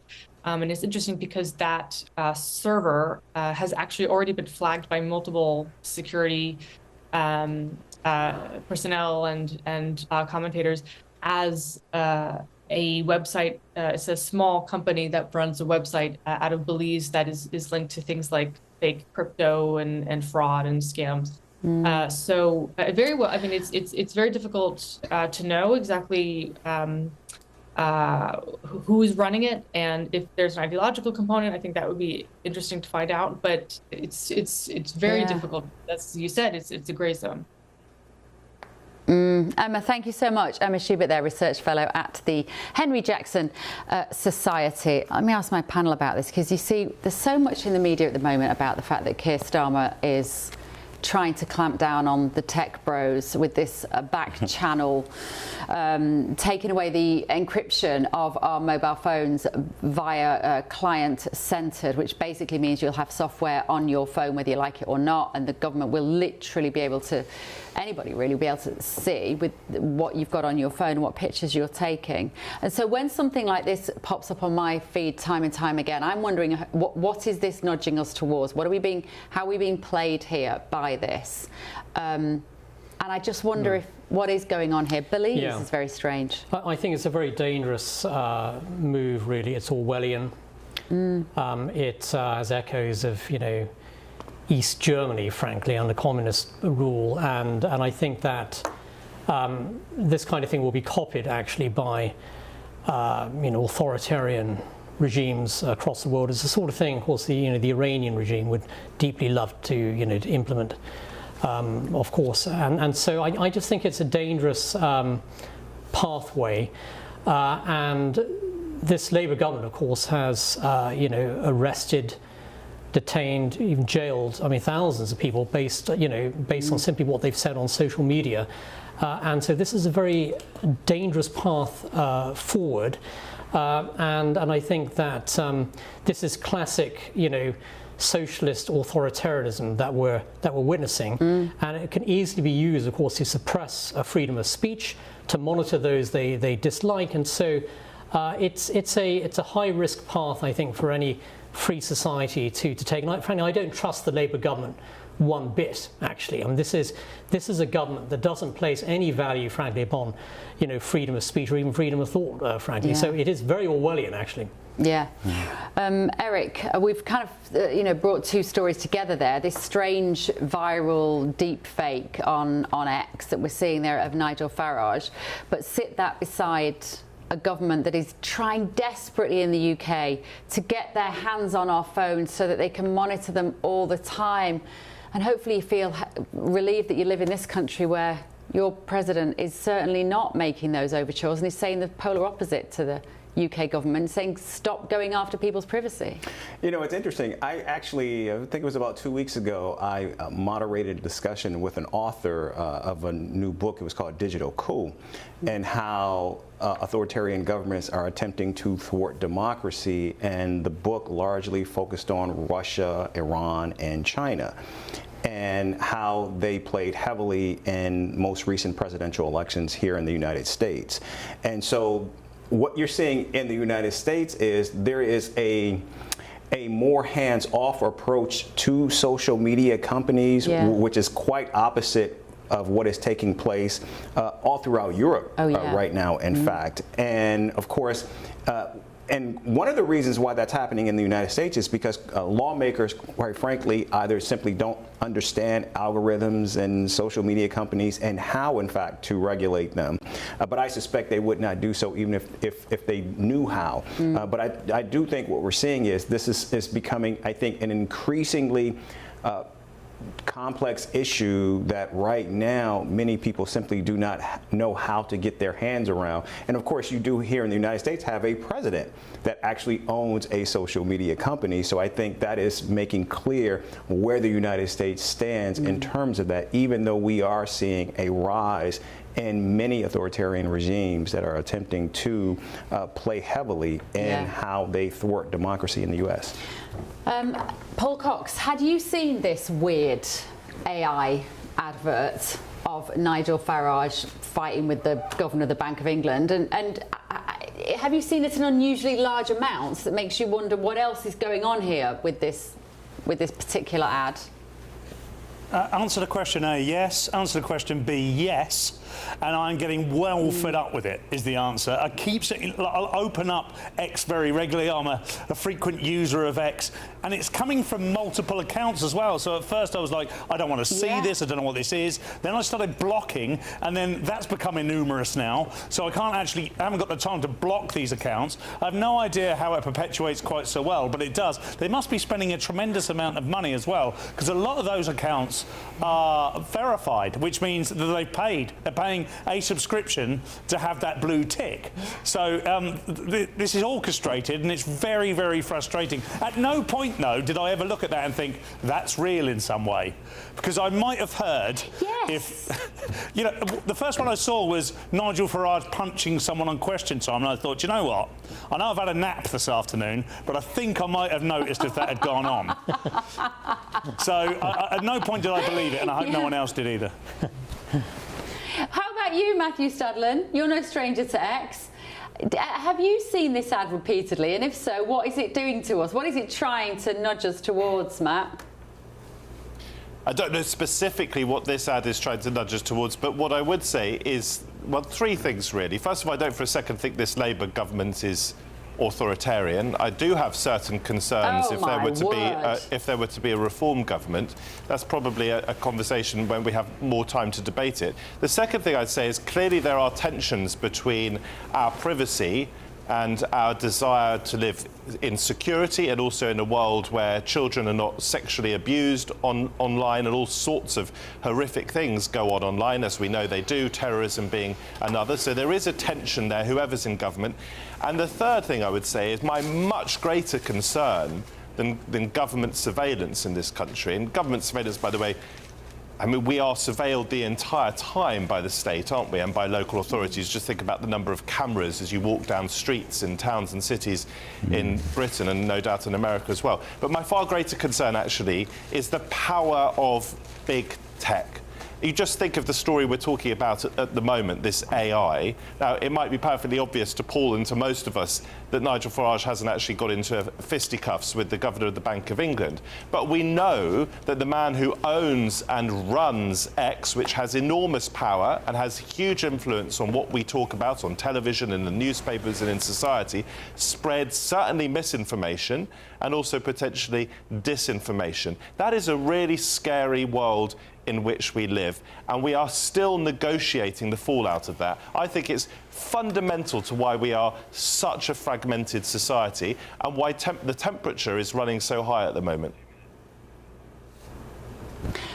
Okay. Well, I partly yes, but it all comes down to whose responsibility is it to police these things, and I absolutely feel desperately scared about the direction of travel that we are going in terms of the government starting to want to look at everything. And I would say, Matt, if you don't like the idea of a Farage government, I've said it before, when we talk about these sorts of surveillance powers, I say picture them in the hands of the politician you dislike the most. And if you cheer these through under Labour, you better be prepared for when these powers are in the hands of Nigel Farage. People have to be mindful all the time. I'm not cheering anything through, Bev. I'm just saying there are tensions, as you would agree, between our absolutely reasonable desire for privacy and also concern to stop terrorists and paedophiles taking advantage of new technologies.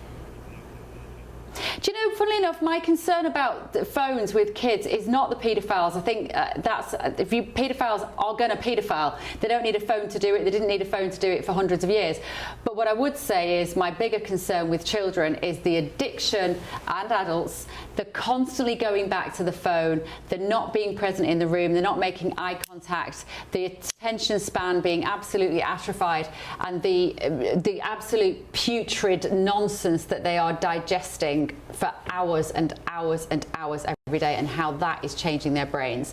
And teachers aren't talking about it, and I can't help but think that if Keir Starmer really wanted to keep us safe, he would be talking much, much more about the dangers of that and helping parents to manage the phones themselves. More to come in the next hour. I'm going to have a look at your messages now while we have a quick look at tomorrow's weather.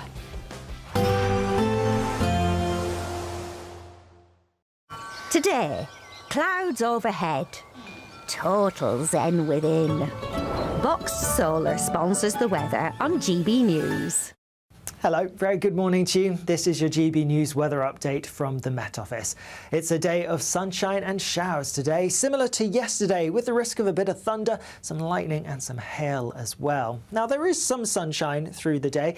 It's most widespread across eastern parts this morning, and then as we head into the afternoon, the showers will become more widespread, more frequent. There are going to be more of them, and they're going to turn quite intense at times. And like I said, there could be some hail and thunder mixed in with them as well.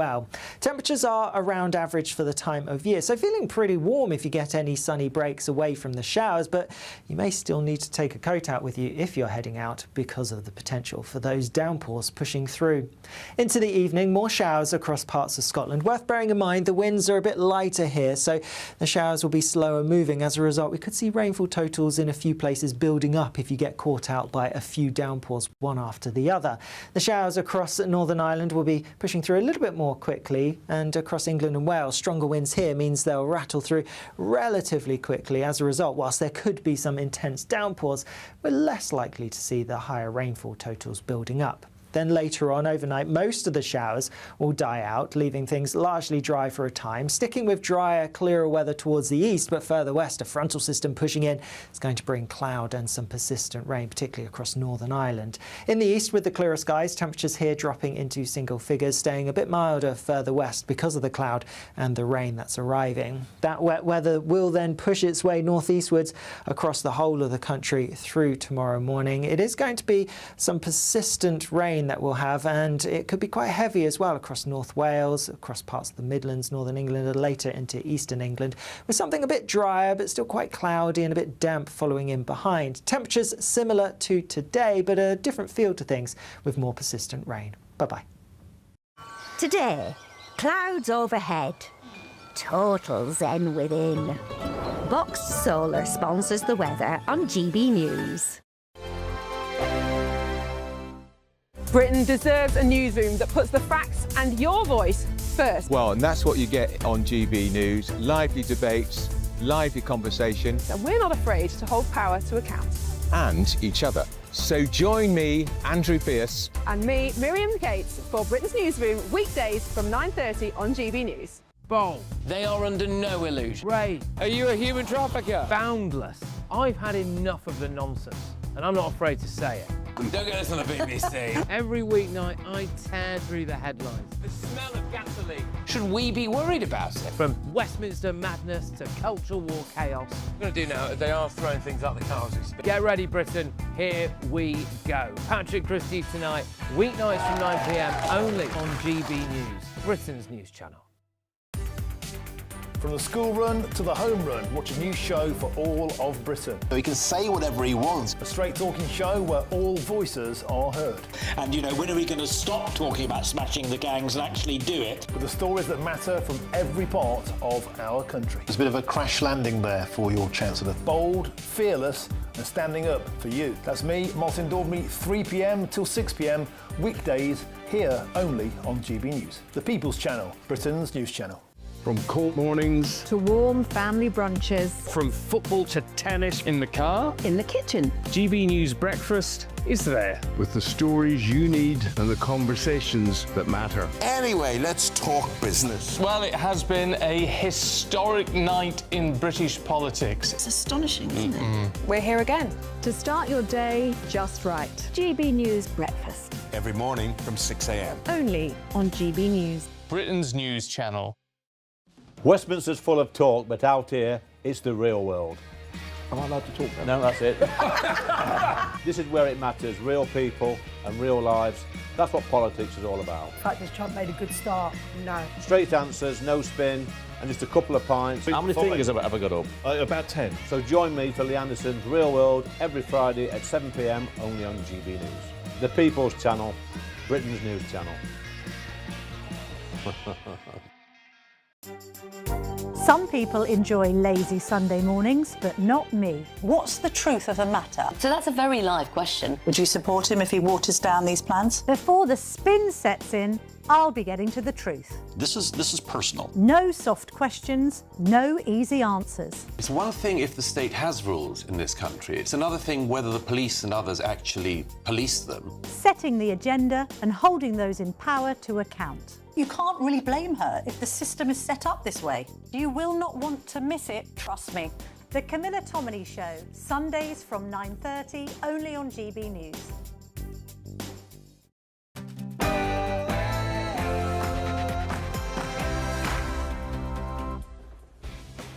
Very good evening, good morning, live from Washington, D.C. This is Bev Turner on GB News with the stories shaping Britain and America. A major escalation in the Middle East tonight as President Trump orders strikes on Iran after a US military helicopter was brought down near the Strait of Hormuz. And in the last few minutes, Iran has sent out this powerful warning. They say, our armed forces will leave no attack or threat unanswered. We understand that attacks are still taking place this evening in numerous settings. Iran is reporting hearing explosions. In just a moment, I'm going to be joined by an American Army veteran.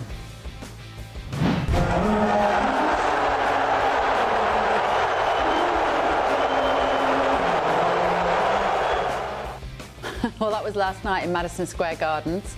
President Trump says that fans greeted him with cheers as he became the first sitting US president to attend an NBA Finals game. But some say he was booed.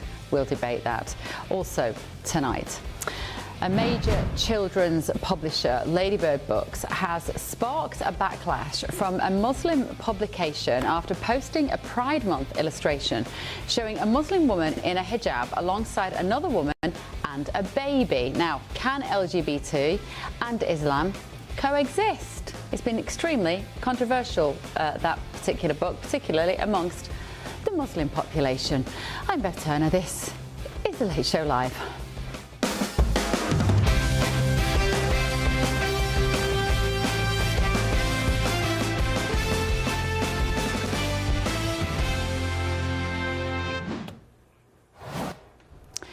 So before we get into some of that complicated identity politics stuff, a bit of breaking news for you this evening on the Belfast stabbing incident. We now are hearing that the victim has been named locally as Stephen Ogilvie.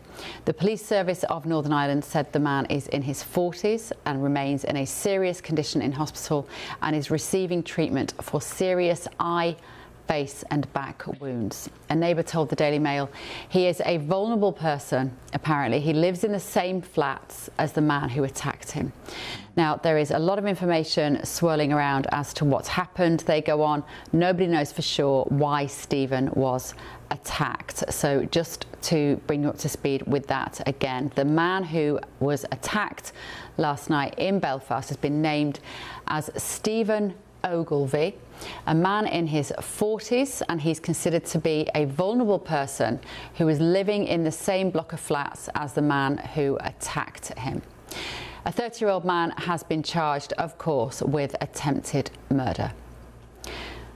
Back to news here in America now, moving on to our main news this evening. The United States has launched what it describes as a self-defense strike after against Iran after an American Apache helicopter was brought down near the Strait of Hormuz. US Central Command says the action was ordered by President Trump and is a proportional response, quote, to what it calls unjustified Iranian aggression. Now, earlier the president said Iran had shot down the helicopter whilst it was patrolling regional waters, although both crew members were rescued safely.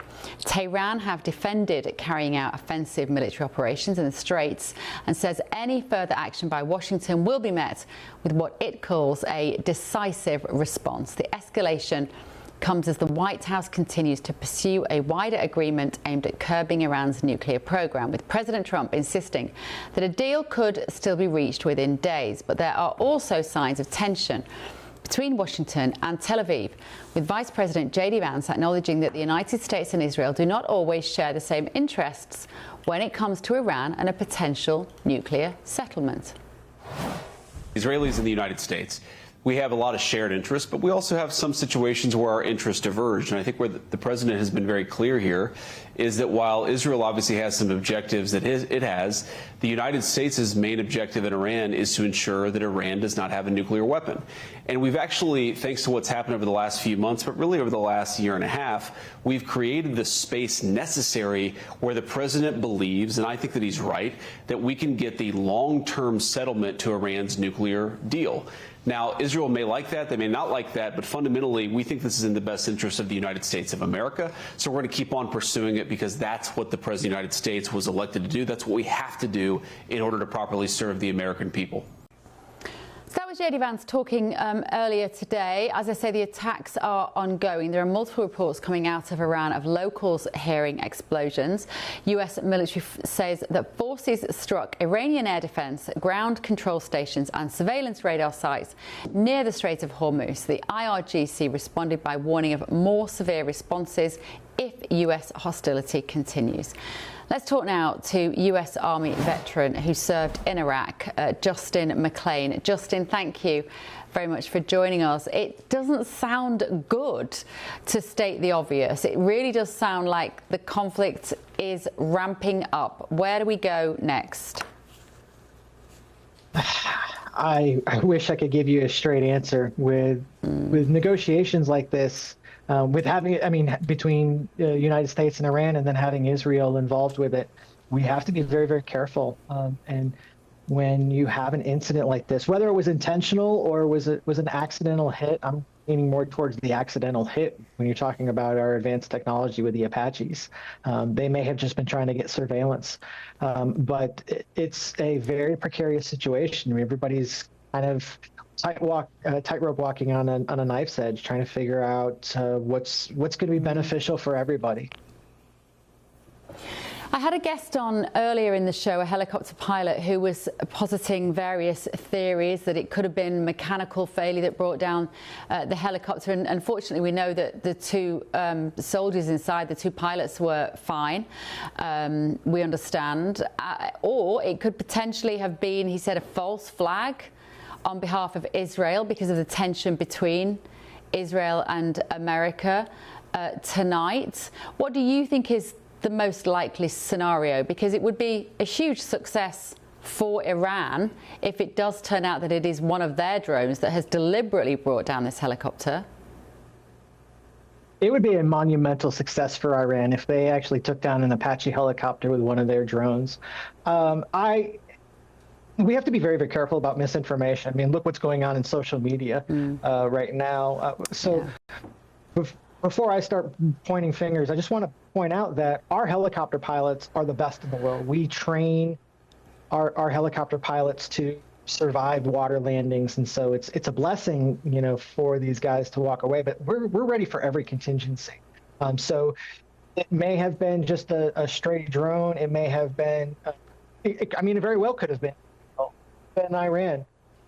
But with peace talks like this, you have to be very, very careful about the misinformation, what's going on with social media. I mean, look what CENTCOM's releasing. It's very, very limited in information. And the reason for that is we don't want to give anybody any leverage. Iran, if we give Iran the credit for taking down an Apache helicopter, they may try to use that as a bargaining chip to try to get more.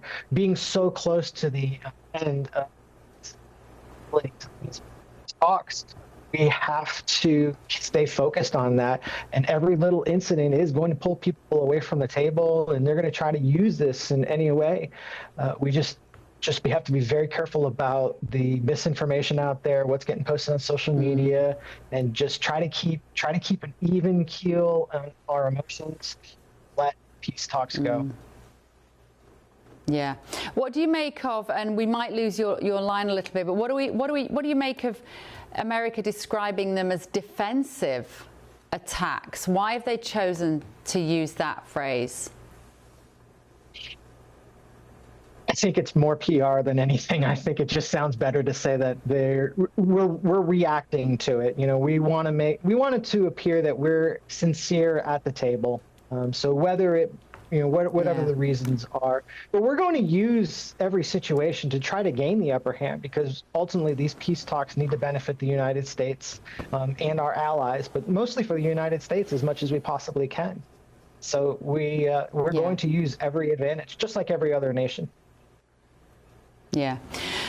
Justin, thank you. A US Army veteran who served in Iraq, Justin McLean there. Thank you so much for your time this evening. Let me ask my panel about this situation in Iraq. Oh, Eric Ham, the president would love this to get sorted out. He did not want this going on more than 100 days. Oh, absolutely not. We already see that he is losing support among lawmakers in Congress, to say nothing of the political upheaval that it's costing him right now, and the fact that Iran has so much leverage.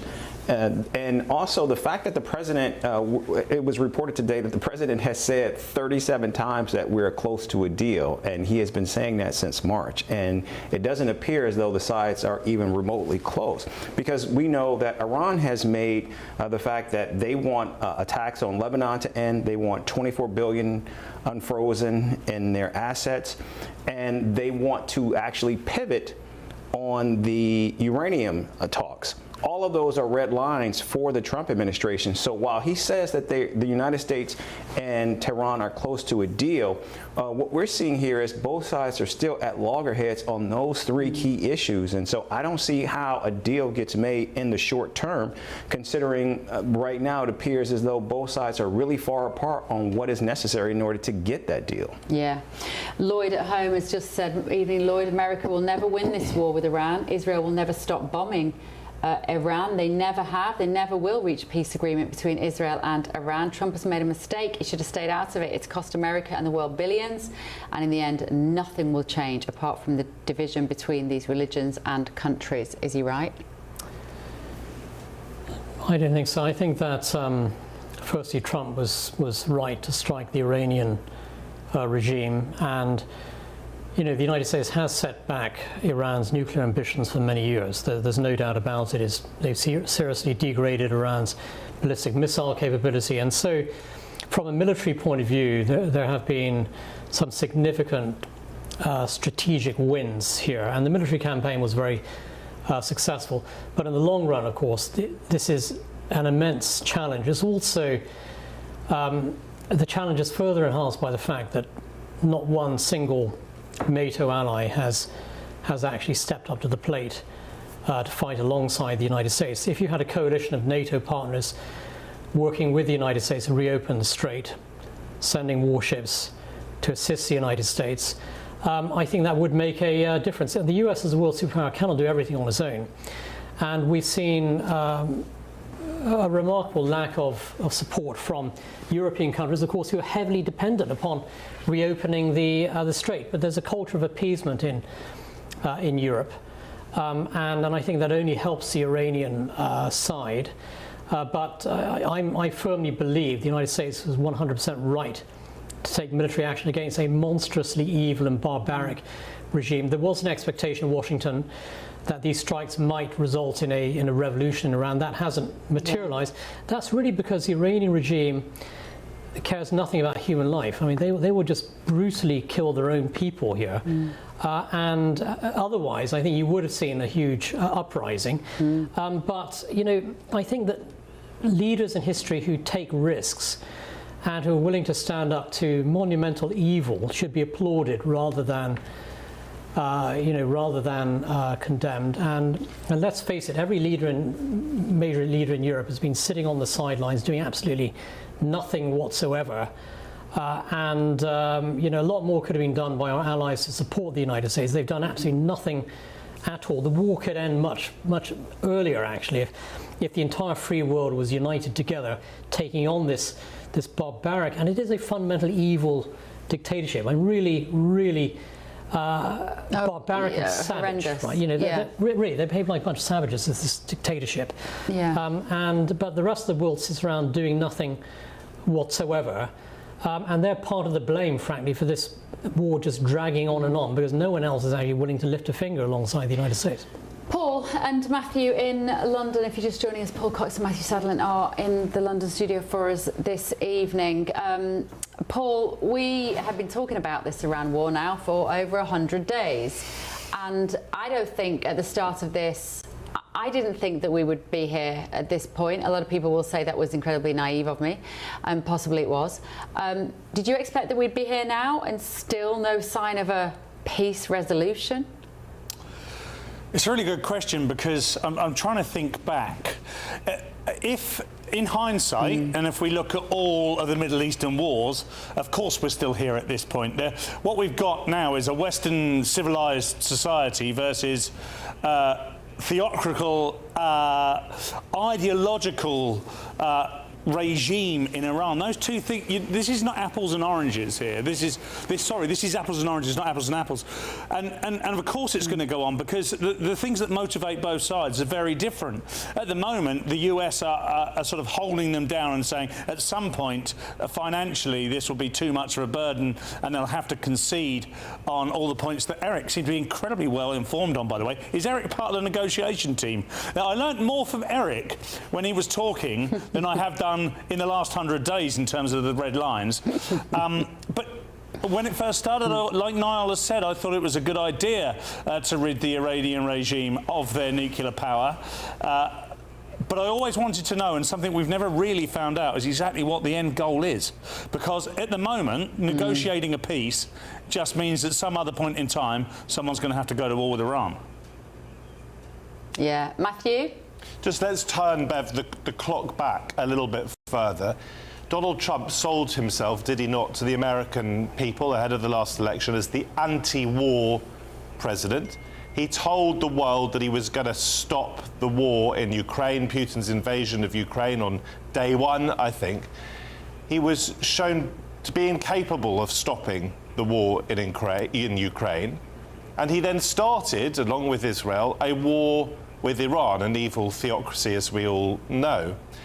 And where has that led us? I don't share Niall's confidence that he has pushed back significantly Iran's nuclear capacity. It could indeed be that he has made it more likely that Iran might one day develop a nuclear weapon. I hope to God that that isn't the case. But clearly, Donald Trump is still very, very concerned about Iran's nuclear capacity, and that seems to be one of the reasons, if not the main reason, why there is not a deal yet. Ask Americans now what they think of this war with Iran. Look at the price at the pump. Look ahead at the midterms and the risks to Republicans. Look at the fact now that America's alliance with Israel is even at risk of fracturing. So far, and I hope a deal is achieved, and I hope Iran doesn't get a nuclear weapon, but so far there hasn't been regime change, there has not been an uprising, and there are no guarantees at the moment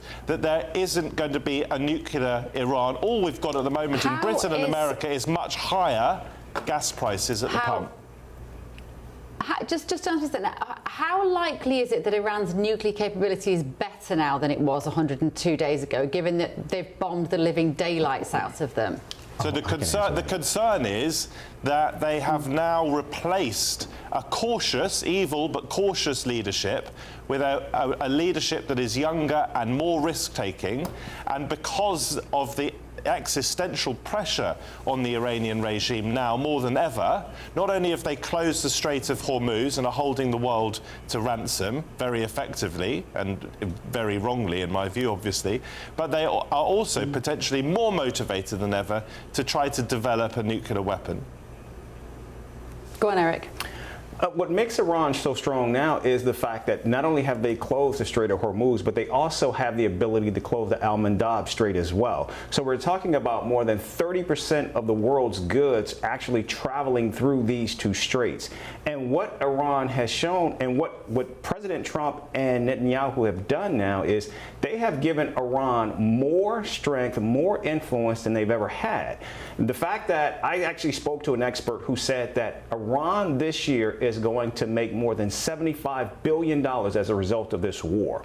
We're talking about a country that 100 days ago, their economy was in tatters. So now they're actually able to make money. They've actually punished many of the countries around them, which is why they're calling for a complete removal of the United States from the region.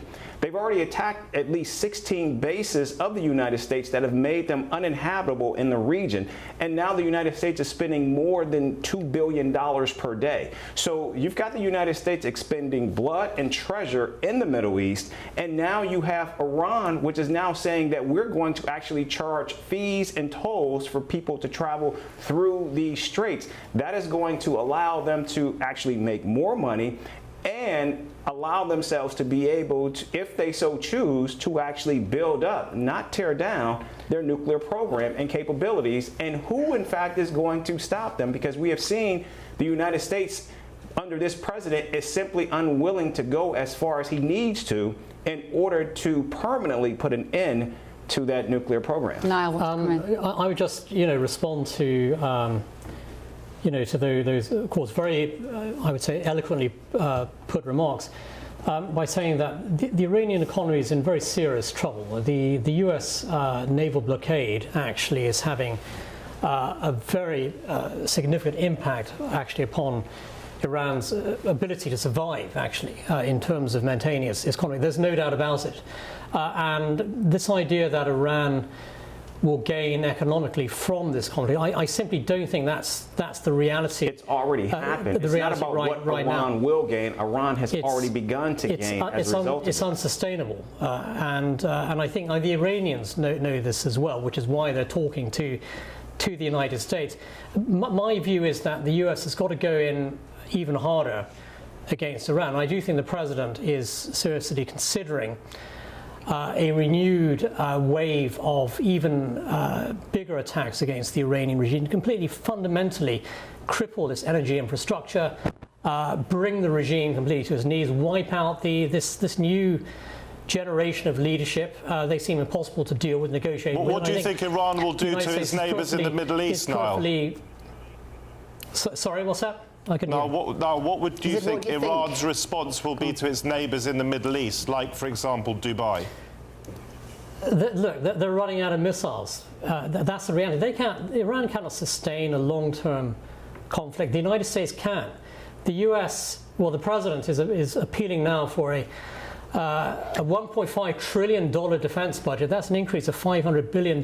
He's not. The US can sustain a long-term war against Iran. Also, if you look at it cannot. It simply does not have the political will. There is an overwhelming majority of Americans that do not want to be in this war. Moreover, when the JCPOA was negotiated, it was negotiated to end Iran's nuclear program, not its missile program. That is what Donald Trump complained about and why he exited the JCPOA, because what we saw was Iran was actually building up their ballistic missile capability, and now we see they have the ability to also inflict greater damage with their drone program as well. Drones that they have been providing to Russia to use against Ukraine. Yeah, so the JCPOA had sunset provisions with regard to the nuclear program, and the reality is JCPOA would not have stopped Iran from becoming a nuclear weapons power over the course of the next 10 to 20 years. Also, it did not have restrictions, as you point out, Eric, on Iran's ballistic missile program, and the United States was 100% right to withdraw from the JCPOA because it was an ineffective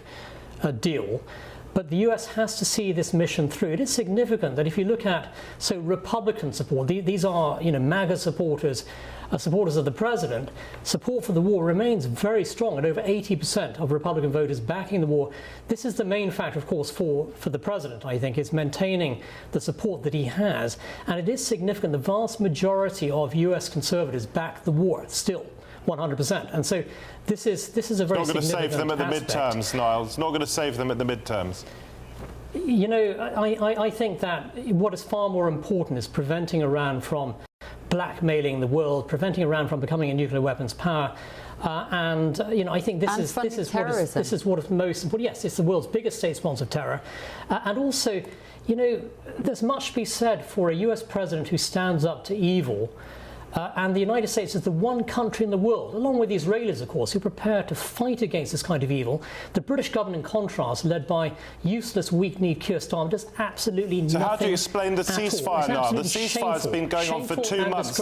Niall, the ceasefire has been going on for 2 months now. How do you explain that from Donald Trump's point of view? Look, the president wants peace. Of course he wants a peaceful end to this. You're dealing, though, of course, with this cutthroat band of bandits in Tehran, frankly. They're not honest people. The Iranian, but you want him to go harder and he's gone softer. You want him to go harder and he's gone softer. So do you oppose Donald Trump's position on the war now? The president is perfectly prepared, I think, to use whatever military force is necessary. We may well see that, actually, Matthew. Don't underestimate what President Trump may well do here, while the rest of the world sits on the sidelines. And also, let's not forget, this is an Islamist regime, actually, a bloodthirsty no one denies regime, actually, other than extremists. That absolutely hates the West. That also, of course, foments terrorism, even in the United Kingdom.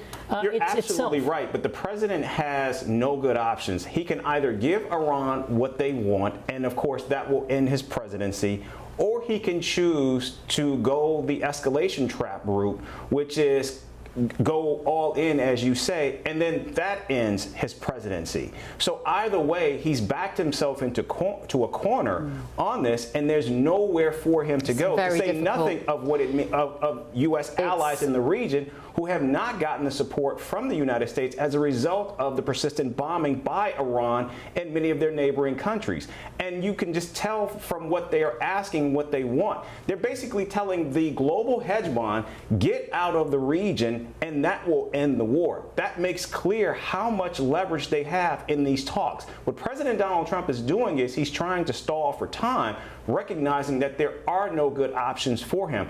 Iran, however, can outlast this president because we've seen them do it before in the Iran-Iraq war. They recognize that this is politically untenable for the president and that he will likely lose both chambers of Congress as a result, and then they believe they can get a deal then. And by the way, guys, they're a death cult as well. Hang on, no, we've got to move on. But also,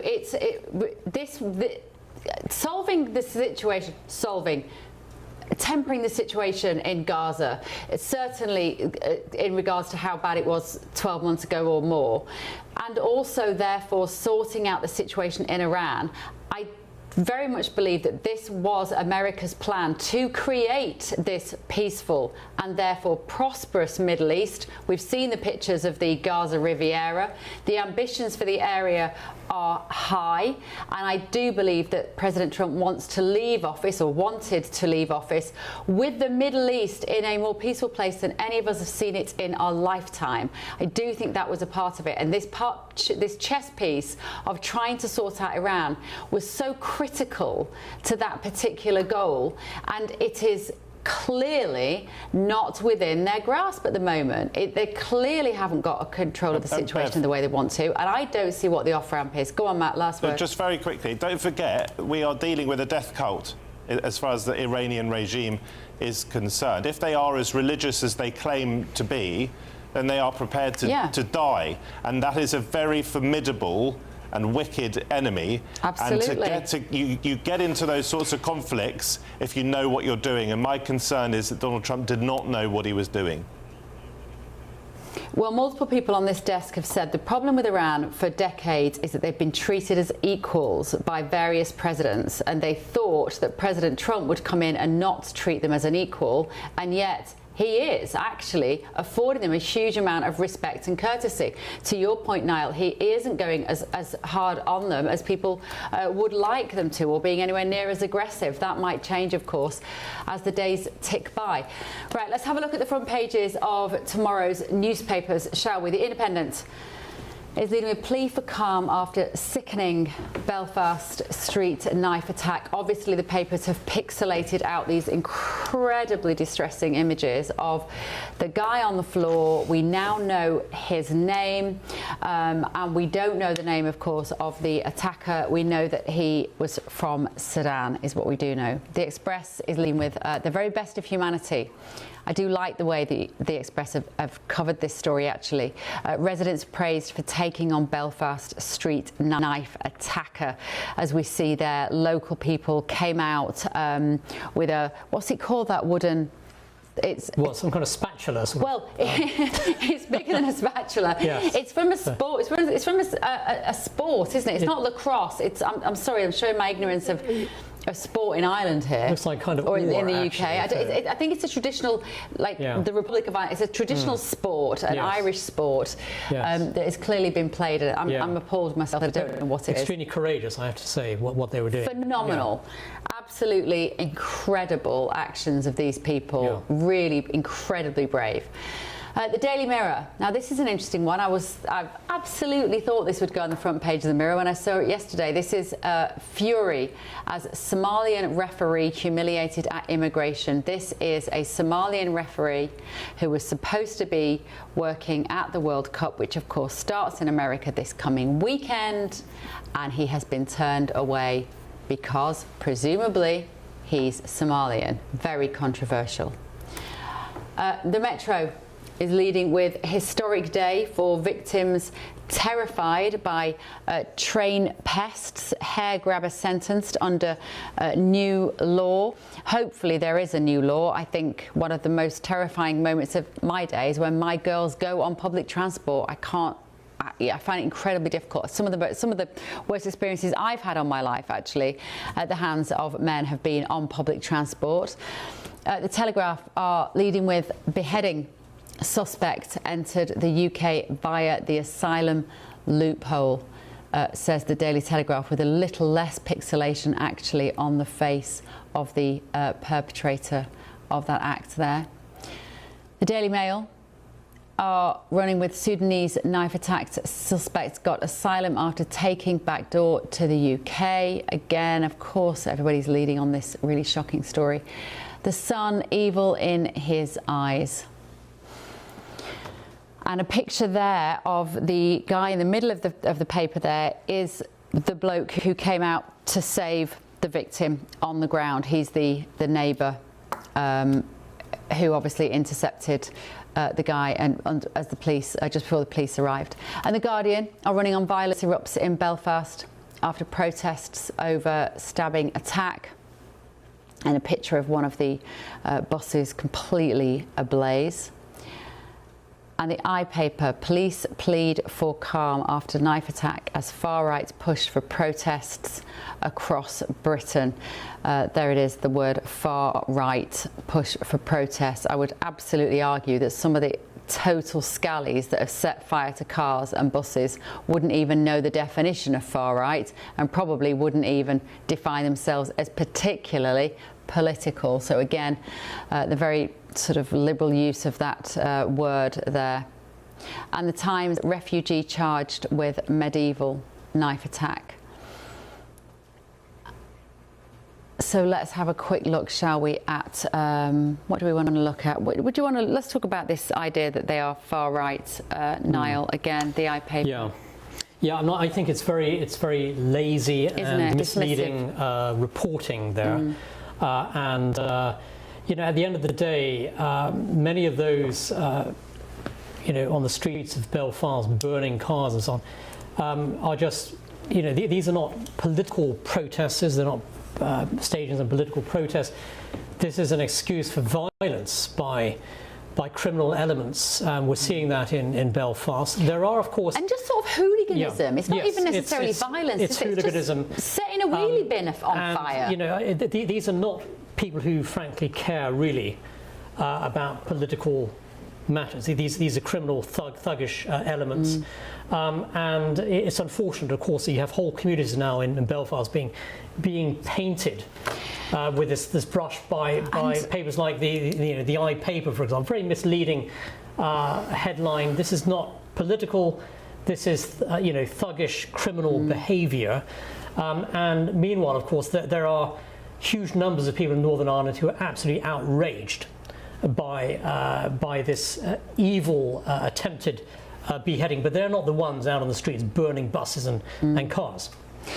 On the front page of the iPaper as well, our former colleague Matthew Stadler, when we both used to work for an alternative media outlet, James O'Brien, with an opinion piece saying Farage's ugly new narrative will tear UK apart. And of course that is above a headline saying that it's the far right who are pushing for protests. Isn't that headline causing more division and anger, Matthew? I don't know why you get so defensive, it seems to me, when people are called far right. Who do you think the far right are, Bev? Do you deny that there is such a thing as the far right?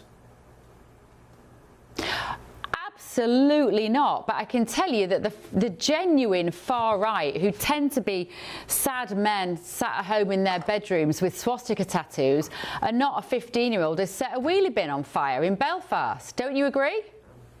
I think when you have people calling for protests who identify as far right, or who are clearly seen as far right because of the sorts of things that they have done. By who? Clearly seen by who? By me. Setting a wheelie bin on fire is not being far right. Setting a wheelie bin on fire is being an idiot. No, Bev, of course you get freeloaders when you have riots and you have violence.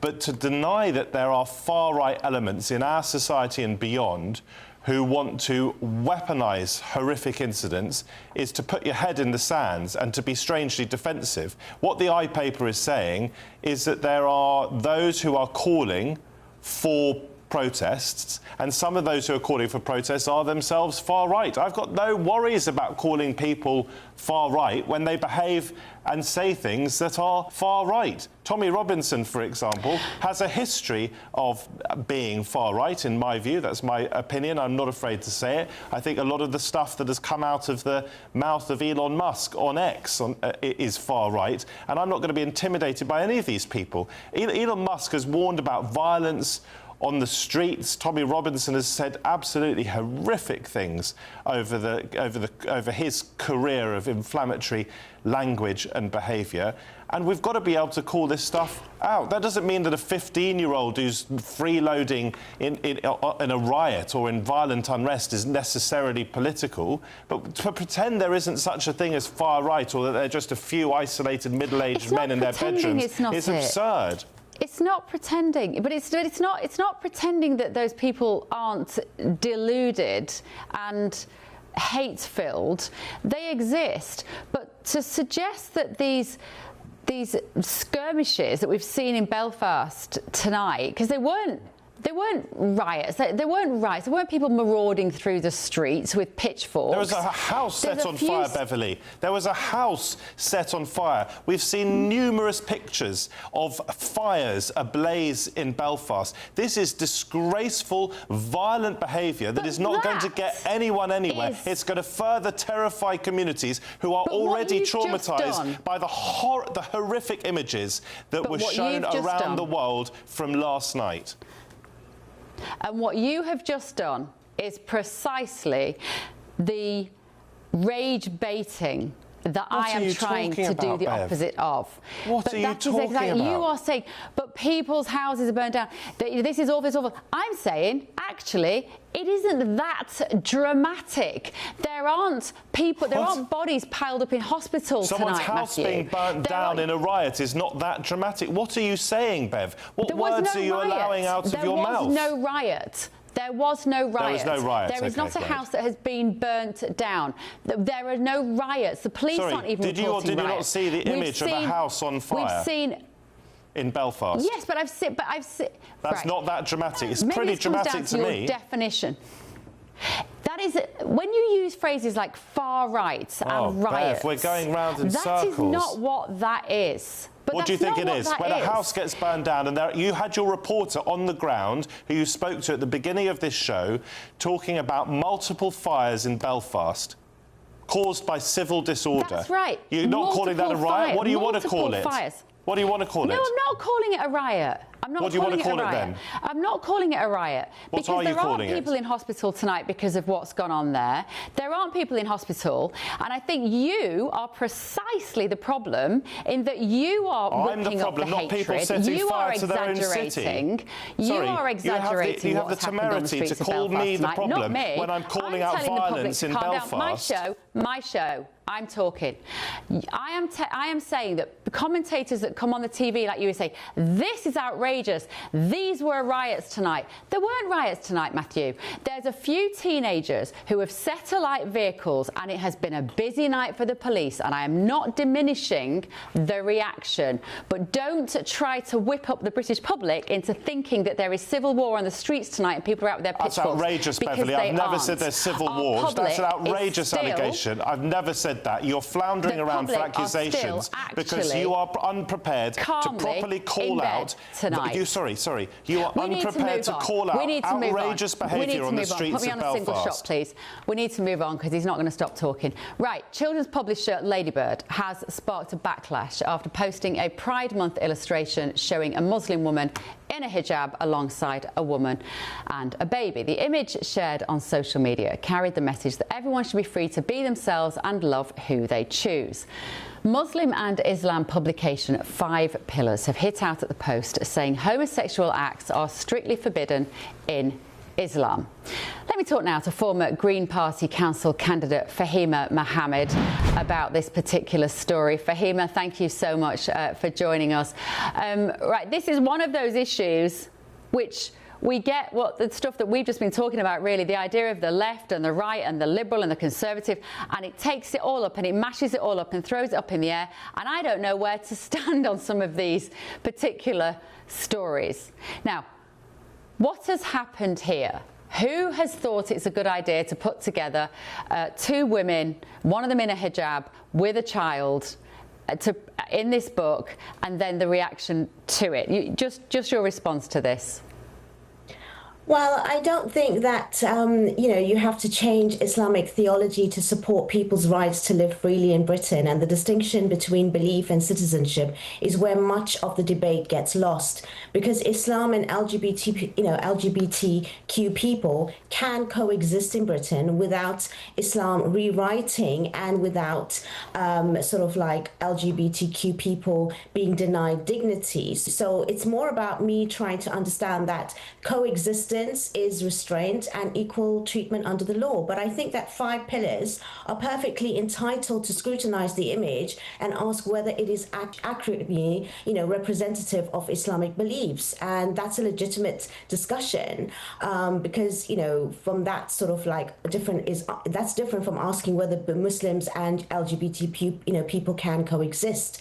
I think Islam is just like Christianity and Judaism and has traditional teachings on sexuality, and that is not a secret, and it should not be misrepresented. But Britain is not asking Muslims to change their theology, it's just asking citizens to respect the rights and freedoms of others under the law. Those are two different things, and I think that here we just have to understand that it's nothing unique to Islam, and even the Catholic Church defines marriage as between men and women in a particular way, which is traditional. Even up till now, the Church of England does not conduct same-sex marriages in the church, even though it gives its blessing, and also it's been obviously legal since 2014. But even under Pope Francis, the Vatican has made it clear that while individuals should treat with dignity and compassion, church doctrine on marriages has not changed. So I think here it's probably the question as to what that picture's trying to represent,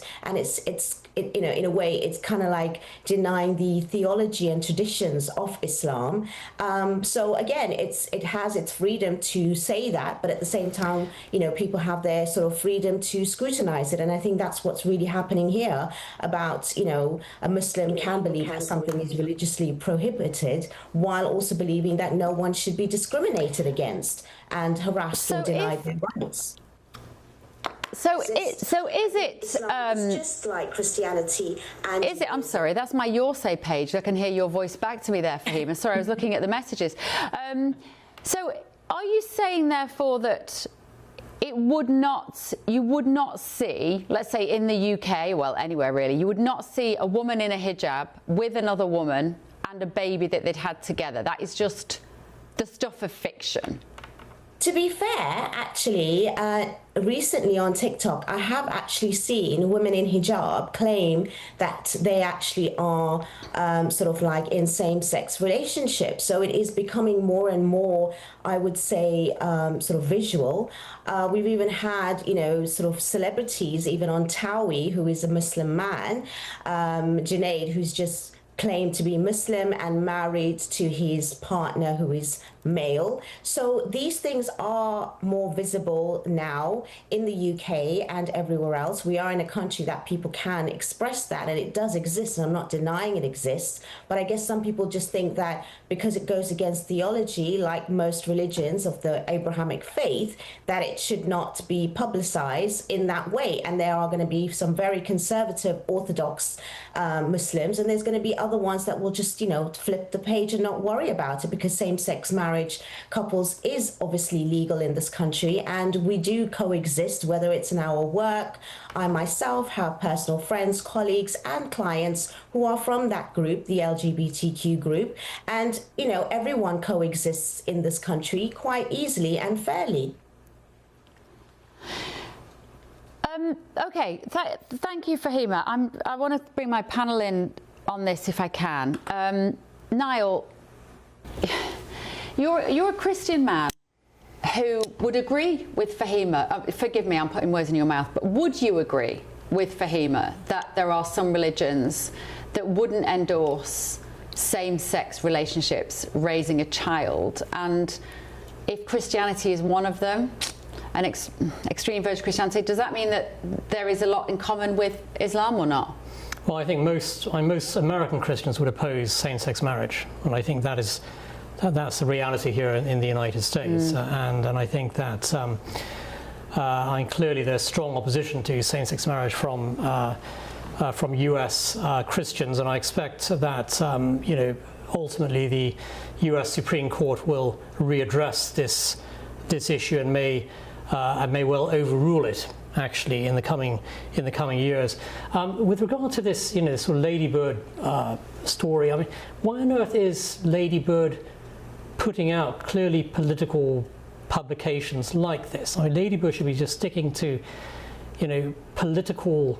sticking to non-political subject matter, just stories for children, basically, and it's engaging in politics here, which I think is really sort of engaging in this kind of woke ideology, and I think that this is very destructive for companies like Ladybird, which have been great success stories, I think, in Britain. They should not be producing this kind of stuff, actually, and I think it's I just think it's very it's fundamentally wrong for them to be doing this, maybe there are people in the UK who have quite extreme Islamic views who need to know that two women can love each other and possibly even raise a child together. Maybe that book is doing some good. I think there is the spiritual, there is the religious, and then there is the secular. And I think you run into extreme polarization when you try to move the secular into the spiritual. And I'm saying this as someone who is actually ordained. That I think both Christians and Muslims would be concerned when you look at something like that, because as our faith tells us as a Christian that it was God who actually took the rib of a man and created a woman, and therefore God ordained a marriage to be between a man and a woman. And so when you look at something like this, I think from a humanity perspective, you are accepting of everyone. But in terms of your faith, if you are blindly accepting your faith, you accept your faith for what it is. That does not mean that you condemn or you judge others for how they choose to walk. We know Jesus certainly did not do that. But we do recognize within our faith there is a law that we adhere to, the law of Jesus Christ, and we know even among that law, the idea of same-sex marriage is something that was not condoned. And so, this is, if we're moving into the political, then that's perfectly fine. Yeah, I fully agree with what Eric, as I said, we disagreed on a random number of other things, but you're absolutely right. I mean, marriage is between a man and a woman, and I think that in the United States, actually, as I mentioned earlier, I mean, the vast majority of Christians hold that view, and increasingly, actually, if you look at opinion polls, that traditional view of marriage is gaining a lot of ground in the United States, and I do expect it's only a matter of time before the Supreme Court actually once again rules that marriage is between a man and a woman, and I think that is where most American people are, and I think we are going to see some big decisions in the years ahead.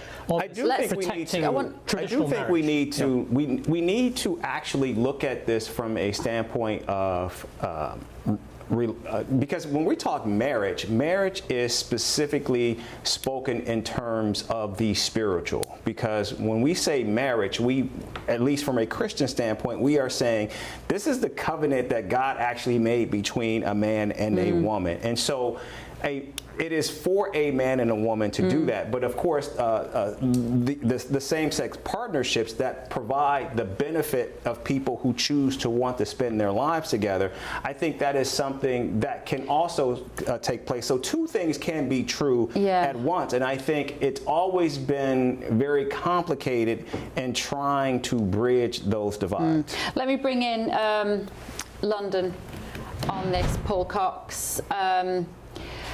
The inbox here, I mean, some people are rather giggling at the idea that a woman in a hijab raising a baby has upset the Muslim community so much because it's about the fact that they're not therefore what's the word I'm looking for? Not accommodating. Assimilated. Assimilating. Thank you. I'm a little jet lagged tonight. They're not assimilating with Western culture here. That's the accusation, and therefore maybe this is a good thing. Yeah, look, I think one thing we didn't discuss, and Fahima didn't discuss, was cultural assimilation. There are a whole bunch, there was religious beliefs of varying kinds, and I think it would be true to say that many Muslims haven't culturally assimilated with the LGBTQ plus community. I mean, the Green Party have tried to force it together. If we look at the Church of England, for instance, there are plenty of openly homosexual priests and vicars. I don't think, I'd be fascinated to hear from Fahima whether there was an openly gay imam, for instance. That would be quite interesting to hear about. I don't think that's true. I have never seen it, and you'd think that, given the way we've got the Green Party at the moment, if there was such a thing, then we probably would all know about it. This is just... we have to stick to what the real issue is here, and that's that we're constantly being told that that's how the world could or should look, irrespective of what is going on in reality. And you can extrapolate that situation with two women in a loving relationship stood in the doorway there, one in a hijab, one with a baby, and one who looks clearly white and maybe British. That doesn't really exist. It's an anomaly if it does. Yeah. And if we extrapolate that situation out for all the things that we've discussed tonight, it's exactly why we're in the problem we've got. And I cannot wait to hear what Matthew has to shout about this. It sounds as though Paul and Niall disagree very strongly, because Paul's in favour of gay priests. And Niall doesn't sound as though he is in favour of gay priests. By the way, Niall and I don't get together before every show and say, what are we going to agree on? I'm just exposing some differences on the right. What I would say is there are obviously lots of gay Muslims and lots of gay Christians, and I have a lot of respect for a lot of what religions have to say, and there are some really important themes. I was brought up as a Christian myself before I lost my faith. But I don't think that we should have our lives, certainly not our society, dictated to by religions that are relying on doctrines which are hundreds or sometimes thousands of years old. If you want to be gay and you're a Christian, or you want to be gay and you're a Muslim, just get on with it. And if you are a Muslim or a Christian who is not gay, don't stand in their way. Yeah, good luck with that, Matthew. Thank you. Yeah, and we finished on that quite a sort of utopian idea of you do you, hun, I'll do me. We didn't actually get to talk about why people shouldn't use phrases like over the hill. What was it? Oldies. I'm sorry we didn't get to this. Apparently, is it sexist? Is it ageist, Paul Cox, to say over the hill and you're stuck in your ways? Apparently, this is an old people charity. I can't find my words now. I'm gone. Maybe I'm over the hill to do this, Paul Cox. No, you're not over the hill. Discriminating against people. Of course, it's not ageist, and I think I'm against everything that's ist now. I think as soon as anyone puts ist on the end of a word, I'm like, I don't care. I really don't care, because they're all just controlling words, aren't they? Oh, you're an ist. Oh, am I? Brilliant. So what? I couldn't care less. Is it discriminatory, Niall? Do you get offended if someone says, "Oh, Niall, you're a bit over the hill"? No, I think it's freedom of speech, isn't it? Freedom of speech, yeah. I think we can safely say that what we do have in common is that all five of us are very difficult to offend under most circumstances. Matt Sadler, Paul Cox, Eric Ham, Niall Gardner, thank you so much. Thank you at home as well. I'll be back at midnight tomorrow night in the UK. It's 7 o'clock here in Washington, D.C. See you then. Sleep well.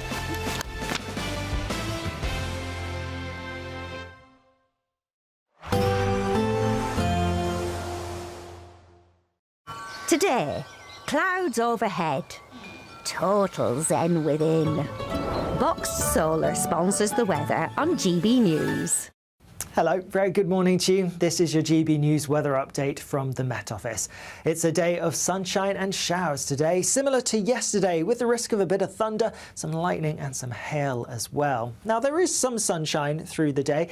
It's most widespread across eastern parts this morning, and then as we head into the afternoon, the showers will become more widespread, more frequent. There are going to be more of them, and they're going to turn quite intense at times. And like I said, there could be some hail and thunder mixed in with them as well.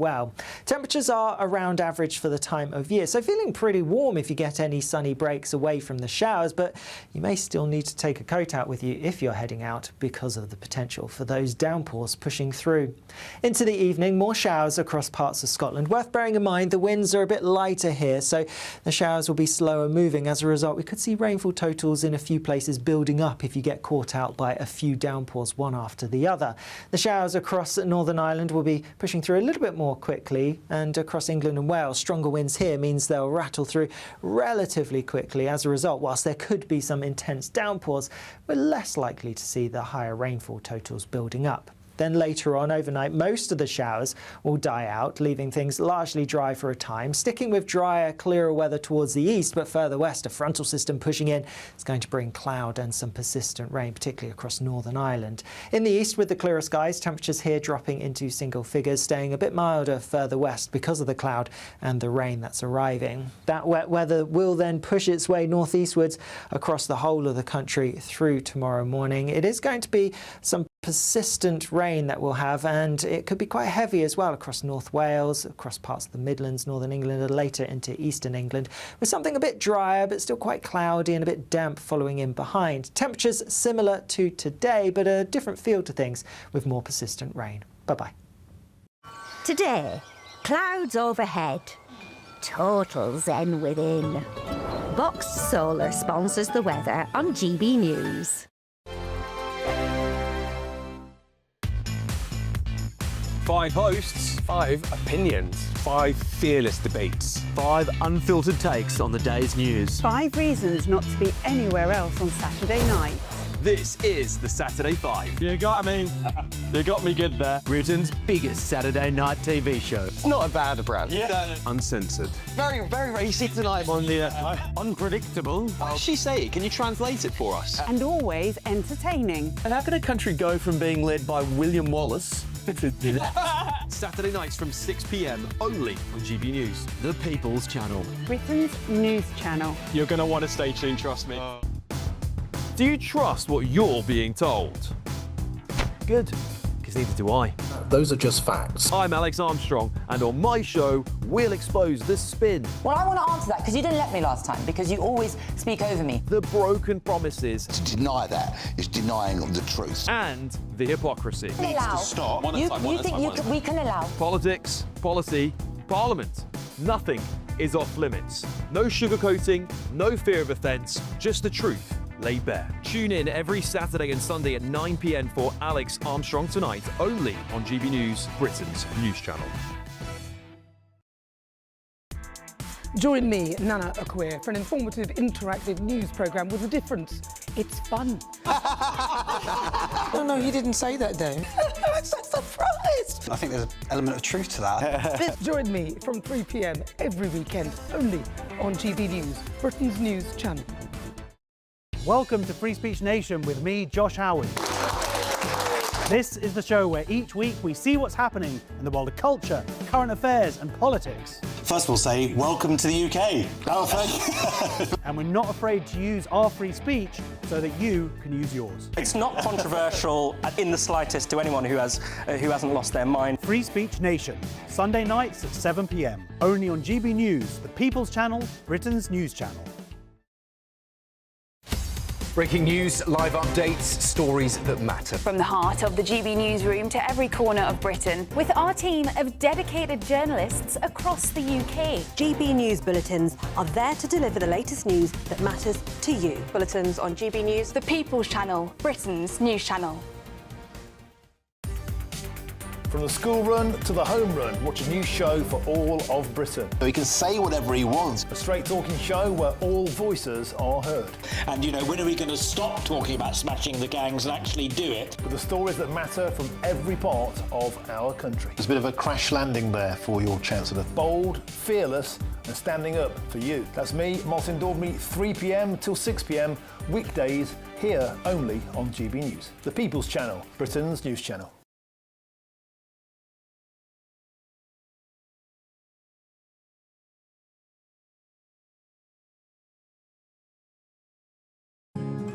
The GB News audience is different, it's unique, because they see through the nonsense. We want to debate with each other, we want to listen and maybe learn. We have a chat.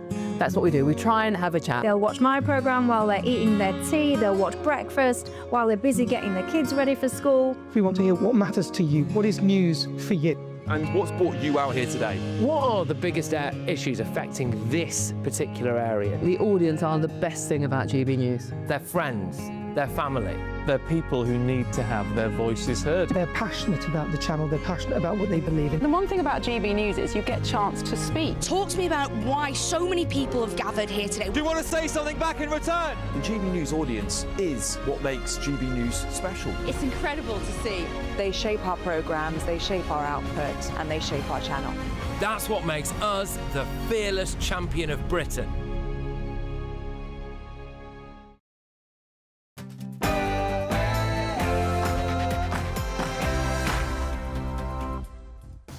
Good evening, it is 9 o'clock. I'm Nana Akwe in for Patrick Christie's and breaking news tonight.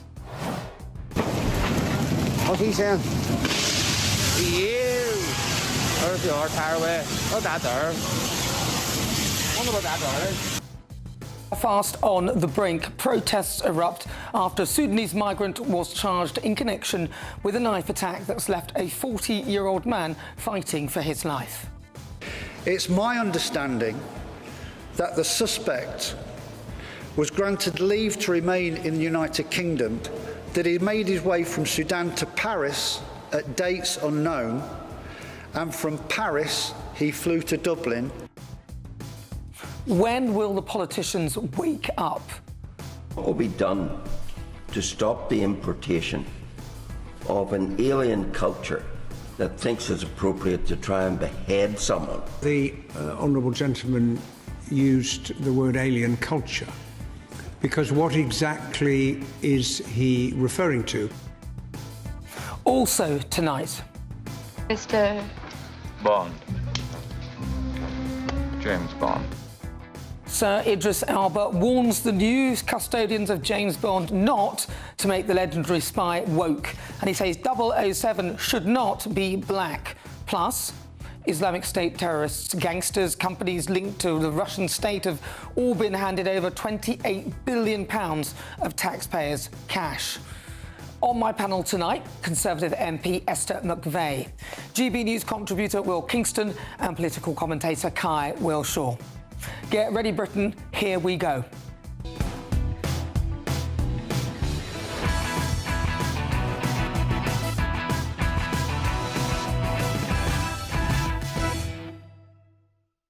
We'll go live to Belfast as protests erupt. But first, let's get your latest news headlines with Aaron Armstrong.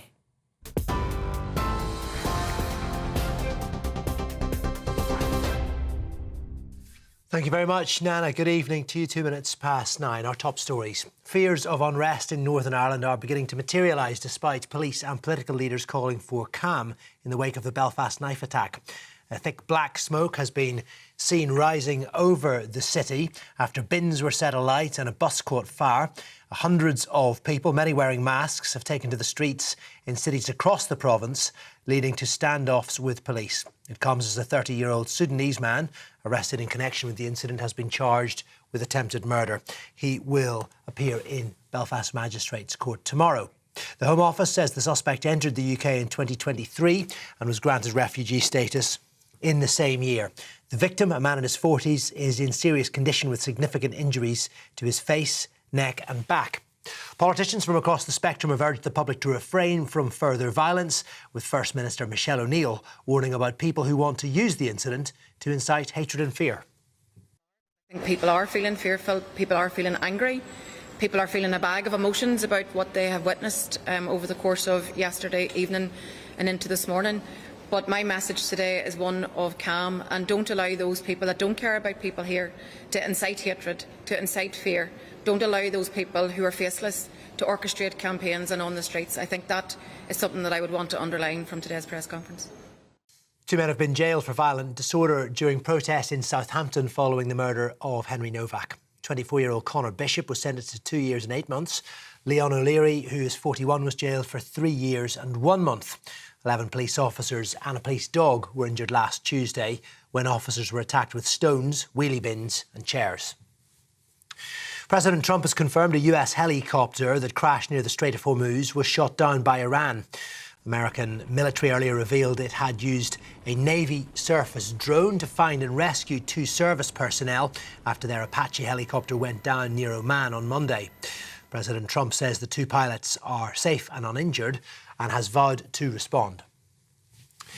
Groups working for hostile foreign powers, including Iran's Revolutionary Guard, could be banned in the UK as early as next month. The new powers promised, after a series of anti-Semitic attacks in London, will result in up to 10 groups being designated as proxies to combat threats from Russia, Iran and China. Individuals who carry out assassination attempts, surveillance and sabotage for a designated group could face up to 14 years in prison. The IRGC is expected to be one of the first groups designated. Meanwhile, a 5th person has been charged in connection with an arson attack on Jewish communities in North London. Subhan Ahmed, who's 18 from East London, has been charged with assisting an offender.